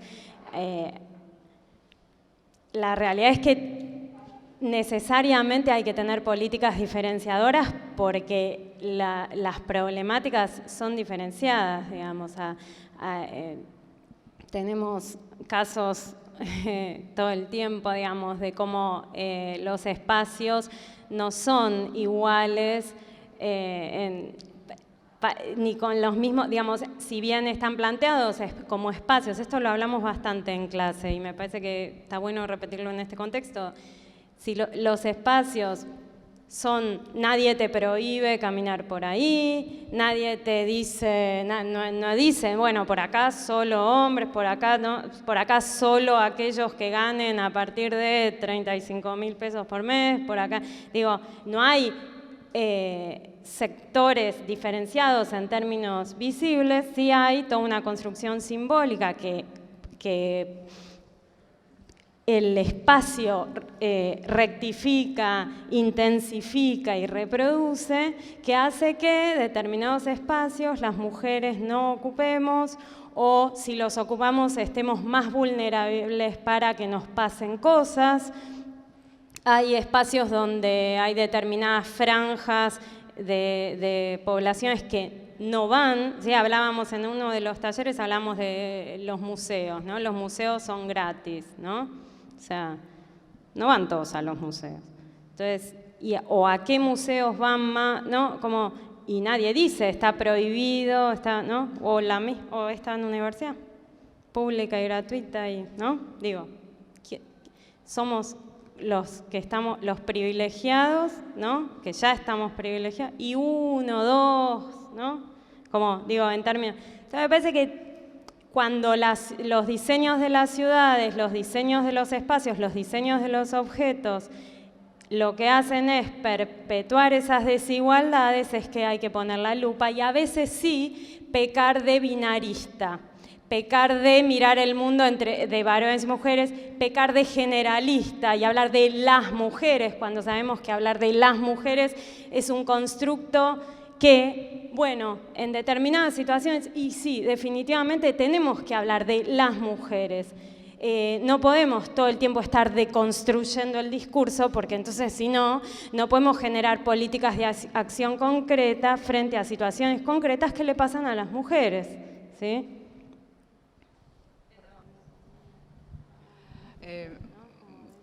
Bueno, creo que refuerza un poco la intervención anterior, ¿no? Que al final, claro, si cambiara el sustrato, la manera que hacemos la ciudad, cambiarían los valores y cambiarían la opción a roles, ¿no?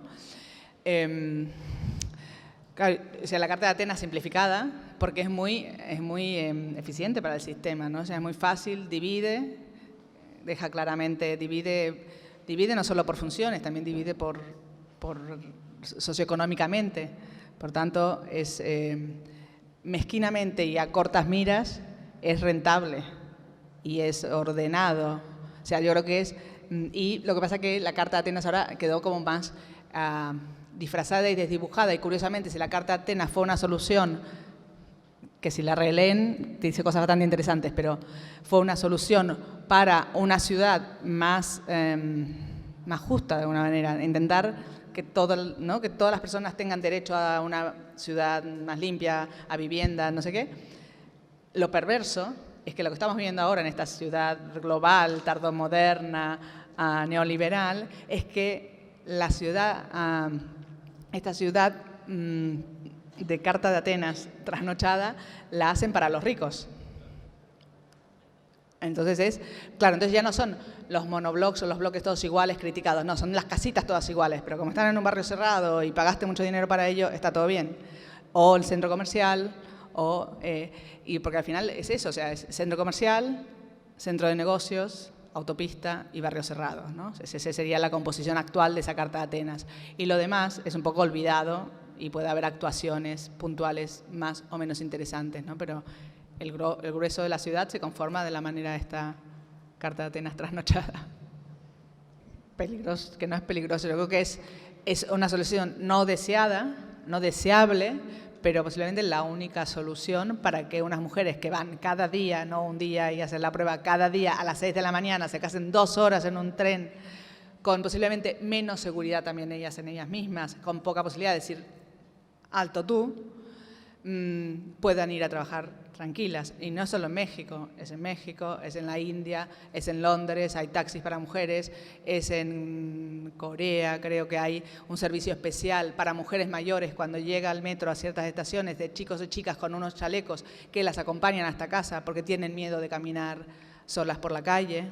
O sea que al final no estás modificando, pero estás permitiendo que estas personas puedan moverse y tener libertad de moverse. Si no, antes no se hubieran movido. Pero no termina siendo como desde quienes proponen esas soluciones, termina siendo como más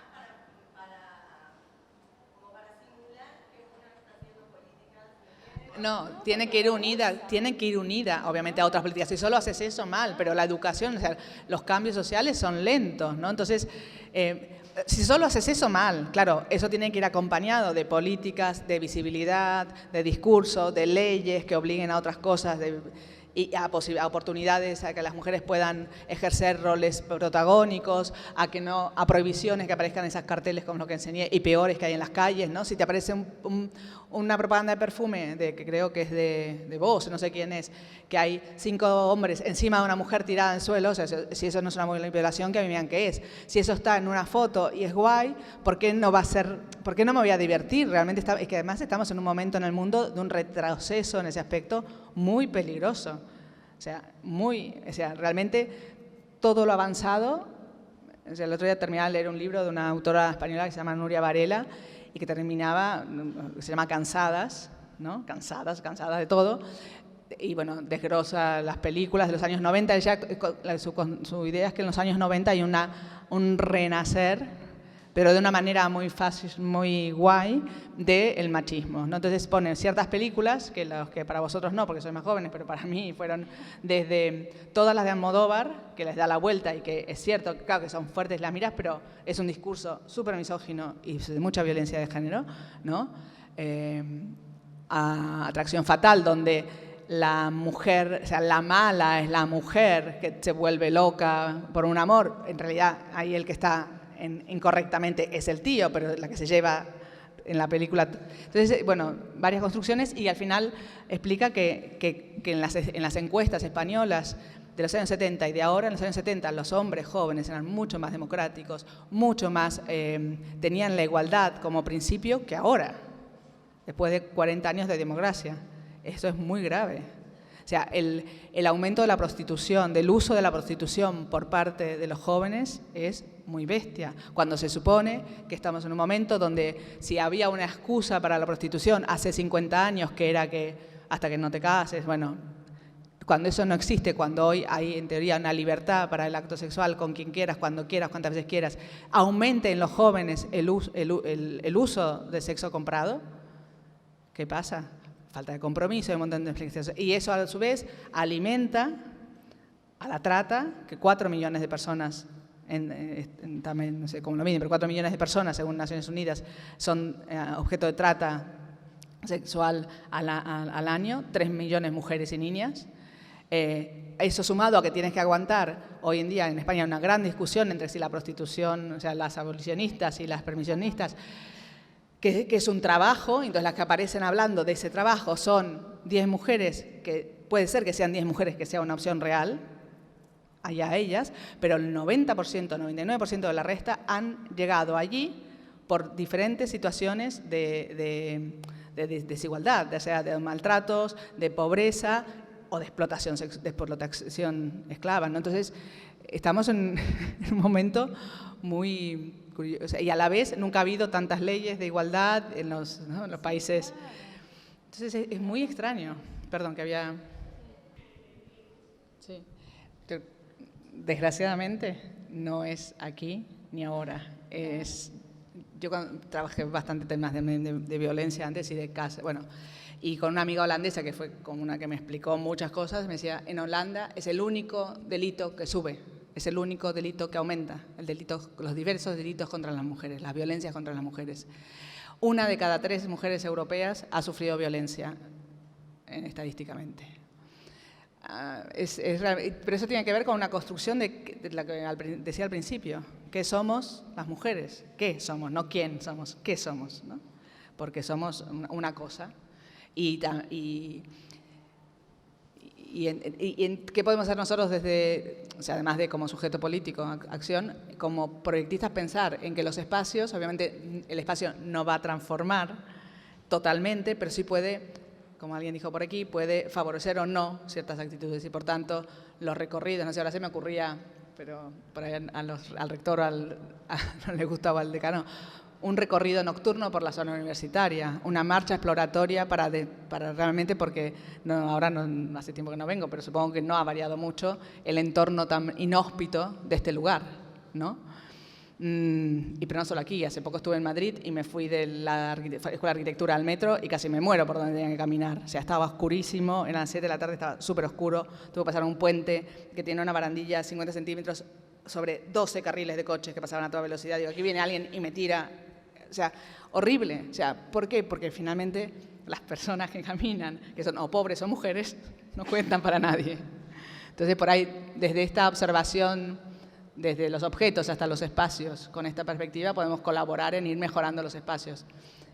No va a cambiar. Y otra cosa del aumento de violencia, que también tiene que ver con lo que la sociedad es capaz ahora de ver y reconocer como violencia. Y reconocer como algo que no está bien. Independientemente de si son acá ahora los policías, o sea, no es tanto quién está involucrado ahora, sino que la sociedad podemos ver en conjunto que eso es un delito, que es un delito por ser mujer y no es un crimen pasional, son celos, ¿no? Entonces, nos permite visibilizar más cosas y por eso también aumentan. Yo me acuerdo hace 10 años o 12 cuando se hizo la ley en España de violencia de género, de violencia machista, que vine aquí y compañeros y amigas mías me decían, ¡qué barbaridad, España! ¿Cómo es? Digo, pero aquí pasa lo mismo, lo que pasa es que todavía no se ve, pero pasa lo mismo. Lo que pasa es que todavía no le han puesto nombre, no os habéis dado cuenta que... Y obviamente aquí están, ¿no? Entonces, creo que es una buena cosa que salga a la luz. Pero independientemente de que las corruptelas o no de cada sitio, ocurrirían igual sin corrupción. Es un problema del sistema como patriarcal, cómo nos tiene objetualizadas a las mujeres. Bueno, es la resistencia. Le decía que es como un contradictorio que haya un retroceso o en derechos de las mujeres cuando hay más leyes, ¿no? Y que el machismo suba. Yo creo que no es un retroceso, en todo caso también las revoluciones, y la revolución feminista es la revolución, obviamente significa reorganización de los poderes y reorganización de los lugares. Y quien ha sido criado y cree que tiene el poder, pues no lo quiere perder. Y realmente yo creo que, y también hay grupos interesantes de hombres que piensan las nuevas masculinidades, realmente porque obviamente este cambio, que no es nuevo, que viene también de siglos, pero que ahora es muy evidente, tienen que repensarse los hombres. O sea, las mujeres nos repensamos nuestro lugar, repensamos cómo hacer para superar, pero ellos también se tienen que repensar, también nos tenéis que repensar, porque es para todos, es para ustedes y para nosotras el cambio y en beneficio, pero obviamente hay que cambiar el chip de esa crianza masculina que es la que lleva al uso de la prostitución, la que lleva a los feminicidios, la que lleva al no respetar a las mujeres. ¿Por qué decir esto? Bueno, entonces creo que los hombres se tienen que repensar y que lo que es una resistencia a esa... No, que por ejemplo en algunos estudios también hablan de que las mujeres en esa dificultad que asumes o que te enfrentas desde el primer día para todo, ¿no? Eso no es cosa de niñas, yo lo voy a hacer igual, eso, y que sigue existiendo, ¿no? Yo no quiero rosa, yo quiero la pelota, o sea, esa resistencia y el afán de superación, precisamente porque están poniendo más trabas, ha hecho que hoy las jóvenes tengan como más espíritu de superación y tengan como una mayor claridad en objetivos propios. A los hombres se les ha puesto como en lo que quieras, ¿no? En el príncipe, el rey de la casa, y llega a la adultez con menos herramientas de confianza y de trabajo y de esfuerzo. Y eso se ve en las universidades, al menos en España se ve claramente, ¿no? Hay mucho más despiste por parte de los hombres jóvenes que de las mujeres jóvenes, que después es igual, porque de momento no cambia el después, ¿no? Pero yo creo que los hombres se tienen que repensar. Es una tarea que les toca a ellos. Y que el que aumente tiene que ver con no querer, con darse cuenta que algo está cambiando y malentender que pierden, porque creo que es malentender que pierden, no pierden. Y respecto a lo que tú decías, ella hablaba de unos proyectos a mediados del siglo XIX donde se piensa en la vivienda colectiva, la vivienda individual, pero con espacios para los cuidados domésticos compartidos, ¿no? O sea, si en las casas, en el siglo XIX, no hay lavadoras, máquinas, o sea, es muy trabajoso el trabajo del hogar en el siglo XIX. Entonces hay una serie de mujeres, unas que se dedican más a pensar en la sistematización y desde el taylorismo de la cocina, a hacerla más eficiente, y las casas y todo hacerlo más eficiente para reducir las horas de trabajo dedicadas a ella. Y otras que dicen, no, si los trabajos de la casa, o sea, por ejemplo, el nacer, el estar enfermo, el morirse, ocurría en las casas. Llega entre el 17 y el 18 y el 19, se saca a hospitales, se saca a una institución. La educación ocurría también en las casas, se saca a una institución. ¿Por qué no también sacar la cocina, los trabajos del hogar, que son trabajos, ¿no? La limpieza de ropa, la comida, a otro sitio? Porque necesitas desde maquinarias a conocimientos específicos. Y entonces la propuesta de estas mujeres eran espacios compartidos, ¿no?, centralizados de cocina y de lavandería, que podían realizarlo ellas mismas organizadas o subcontratar, que sea un trabajo, y así ellas. Y yo creo que eso sigue siendo un modelo válido hoy en día, que lo que tampoco creo es que es el único modelo. Creo que lo que tenemos que también olvidar es la idea esta moderna, que hay un único modelo de todo que nos encaja a todos. Un único modelo de ciudad, un único modelo de vivienda, un único modelo de ropa, de lo que sea. Entonces debería haber opción de que si, por lo que sea, yo quiero vivir en una casa sin cocina y comer en un espacio compartido con mis vecinos, puede hacerlo. Y quien quiera tener la cocina más grande del mundo también la puede tener, ¿no? Yo creo que no hay una solución mágica, pero sin embargo, legalmente es muy difícil eso, porque una casa tiene que tener cocina, no sé, hay un montón de peros, que, bueno, finalmente se podrían cambiar, pero yo creo que sigue siendo válida y sería para mí la opción ideal. Y me gusta cocinar, aclaro, porque ya me lo preguntó una vez un estudiante. Yo creo que igual que no hay que asustarse de hablar de hombres y mujeres, que hay que son más los roles. Si hablamos de roles de género masculino y femenino, puede haber mujeres con rol de género masculino que serían criticadas igual que lo que aquí mostré como hombres, o hombres que hagan roles de género femenino. Pero lo que es importante como concepto es que el rol de género femenino no está presente en general en las políticas, no está presente en el proyecto urbano, en el proyecto de vivienda. Entonces, ese hay que recuperar, lo ejerza quien lo ejerza, ¿no? Pero que aún hoy, desgraciadamente, los media, el mundo exterior nos sigue mandando excluyentemente a los hombres al género masculino y a las mujeres al género femenino, y estadísticamente las tareas de la reproducción en España, que no creo que sea muy diferente aquí, el 70% lo hacen las mujeres.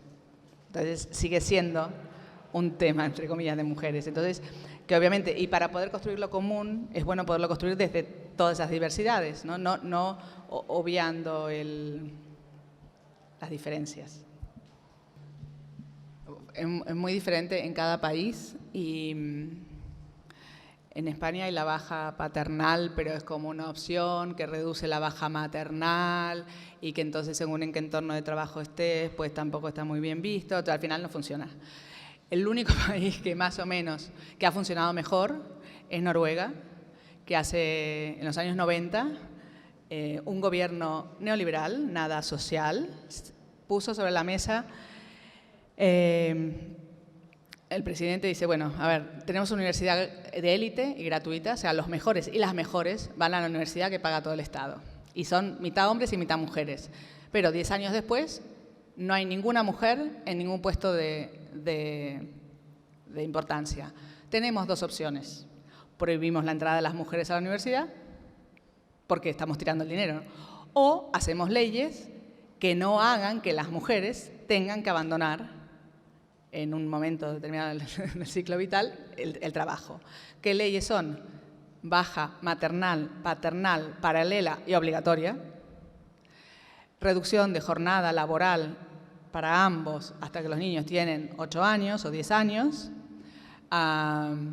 Prohibición de reuniones de trabajo más tarde de las 5 de la tarde. No puede haber reuniones laborales más allá de las 5. No me acuerdo, son algunas cosas. Entonces, 25 años después, Noruega es el único país en el que esa cuenta de los trabajo productivo y reproductivo, que daba tan desbalanceado en España, pero da desbalanceado en toda Europa, es igual. O sea, en nada, minutos de diferencia, es igual. O sea, el tiempo dedicado a la producción y a la reproducción de los dos es el mismo. Y no es que sean especiales los noruegos, ninguna sociedad es especial, al final hay una, ¿no? Entonces, bueno, un poco también enlaza con lo del transporte. Tú puedes hacer unas acciones obligadas en un momento y después ya no hay quien la vuelva atrás, ¿no? Como no era posible que ese señor prohibiera la entrada de las mujeres a la universidad. Eso se había conseguido hace 100 años. Por tanto, eso no era opción ya. Entonces, la opción es cómo mejoras que ese... Y no lo hacía porque a él le importara la igualdad entre los hombres y las mujeres. Le hacía porque el país perdía la mitad de lo que invertía en la universidad. Y eso no se lo puede permitir ningún país. Ninguna sociedad se puede permitir perder la mitad de sus activos en todos los aspectos. Sí,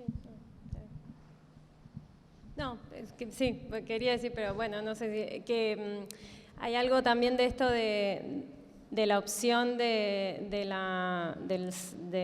la licencia, ¿sí? que dentro de un matrimonio heteronormativo, en el contexto del patriarcado capitalista, pueda tomar la decisión: gorda, ¿te tomás vos la licencia o me la tomo yo, que gano el doble, que no sé qué, porque tengo un... No, digo, hay algo también de... Lo que no quiere decir que sean necesarias las leyes, pero lo que digo es, las leyes, porque tenemos leyes en este país que son innovadoras en términos de género, en términos de cupo, ¿no? Ahora se está... Digo, el tema es no solo las leyes, ¿no? Digamos, o sea, sino también acompañar eso desde lo que Zaida decía, que a mí me parece que es fundamental, que es el pensamiento del cotidiano, ¿no? Además de ponernos acá a hablar en abstracto de la igualdad, digo, de la situación todo el tiempo con todos, ¿no? De los pequeños actos de la vida cotidiana, ¿no? No, una cosa que en línea con lo que dice Griselda es que hay cuestiones, la del tren es un extremo, ¿sí? O sea, llevar al extremo. Voy a hablar, ya que hablaron de Jacobo Mulder, yo viví y trabajo mucho tiempo en Holanda, o sea, para mí fue ese cambio cultural de saber que íbamos a la casa de amigos y que los hombres no trabajaban un día por semana, lo mismo que las mujeres, para poder cuidar a los chicos. Para mí, vivir esa realidad fue un cambio de paradigma, ¿sí? También un montón de cuestiones que pude vivir y trabajar en Holanda con este... ¿Si hablo así se escucha? No. Bueno, con este tema de la vivienda, que fue resultado de las luchas feministas de los años 20 y especialmente después incluido en las facultades de arquitectura, diseño y urbanismo. Ahora, nada de eso garantiza que hace una semana en Holanda hayan intentado en la calle, no sé si lo vieron, salió en todos lados, a ver, un país que tiene legal la prostitución, o sea, hay workshops para diseñar lo que quieras para que las prostitutas tengan su lugar en Holanda, o sea, es legal la prostitución, la droga, un montón de cuestiones.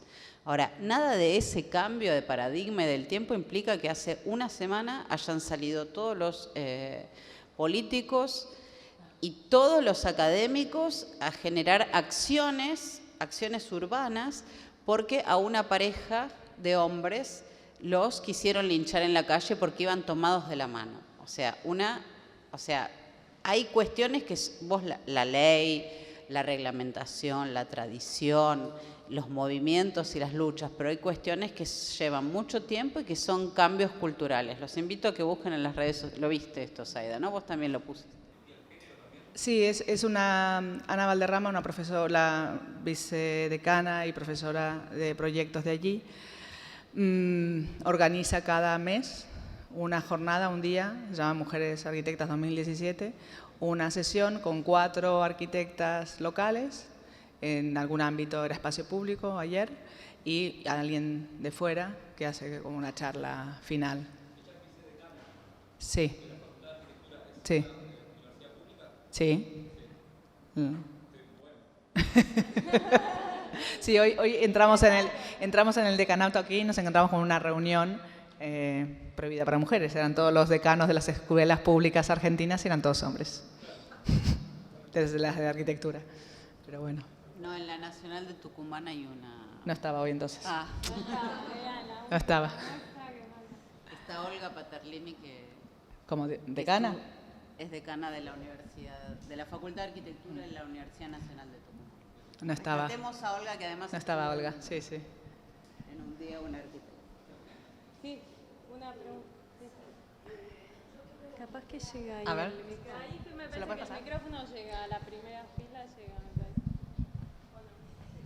No, quería volver a algo que vos comentaste y es que creo que a los hombres les falta repensarse. Yo creo, como soy vieja, puedo hablar del machismo de cuando yo tenía 15 años y del de ahora. No puedo creer que escuche gente de 30 años diciendo que hombres y mujeres no pueden ser amigos, por ejemplo. Porque eran preguntas que se hacían en los años 50, principios de los 50. Y yo creo que el machismo de ahora es peor porque hay como una impotencia en los hombres ante el avance de las mujeres. No creo que sea casual en la arquitectura que jueguen a ver quién la tiene más larga, porque el tema es saber quién hace la torre más grande y algunas bastante fálicas realmente, ¿no? La verdad es que a mí me preocupa que los hombres no se repiensen, porque en la sociedad hacemos falta los dos géneros, para simplificar, y creo que es un empobrecimiento para ambos. Y creo que parte de lo que están sufriendo las mujeres, y por ejemplo a mí en un empleo me dijeron que me parecía demasiado una mujer. Le dije al director de recursos humanos, le dije, le voy a dar un disgusto espantoso, soy una mujer. No es que me parezco a una mujer. Y es más, me gusta. Pero ese machismo explicitado me daba menos miedo que el de ahora. El de ahora está teñido de impotencia y está teñido de esta falta de replantearse los nuevos roles de los hombres. Las mujeres hace mucho que nos venimos repensando. Eso. Eso me parece que es interesante, lo de que hace mucho que las mujeres se vienen repensando y que es cierto que es un desafío del feminismo para los hombres repensarse, o sea, sí, por supuesto. Sí, y hacemos 3 más y cerramos, ¿sí? Nuestra economía, toda la economía mundial está basada en 3 negocios negros nefastos, ¿no? Que tienen que ver con todo lo que he estado diciendo, con el abuso sobre la vida del planeta, la vida de las mujeres y la vida en general, ¿no? O sea, la venta de armas, las armas las producen los estados y mágicamente llegan al mercado negro. O sea, es de una gran hipocresía. Ese es el primer negocio negro, siguiente las drogas, que es más o menos lo mismo, y la trata, o sea, están todos relacionados, y con ese dinero se invierte en todas las ciudades globales del mundo. El dinero sale de allí, porque desgraciadamente invertir dinero negro en la construcción es muy fácil, ¿no? Entonces, pero...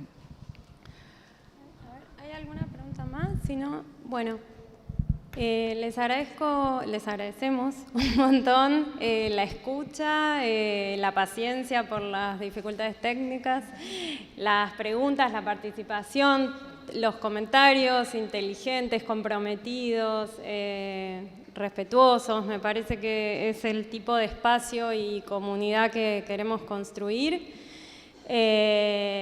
A las estudiantes y estudiantes de la cátedra los invito a leer los textos de la clase que viene, que tienen colgados con su fecha correspondiente. Hoy vamos a terminar acá, no vamos a bajar al taller. Me parece que el espacio colectivo era propio de compartirlo también con aquellos que no eran parte de la materia. Les agradezco especialmente a aquellos que no son de la materia y que vinieron interesados, porque lo que nosotros queremos desde este espacio es generar comunidad, colectividad, y me parece que cada uno haya decidido un viernes a la noche venir acá sin la obligación de la cursada, habla de gestos de compromiso con estas temáticas. Y bueno, especialmente le agradezco a Carolina Quiroga y a Zaida Mucci. Gracias.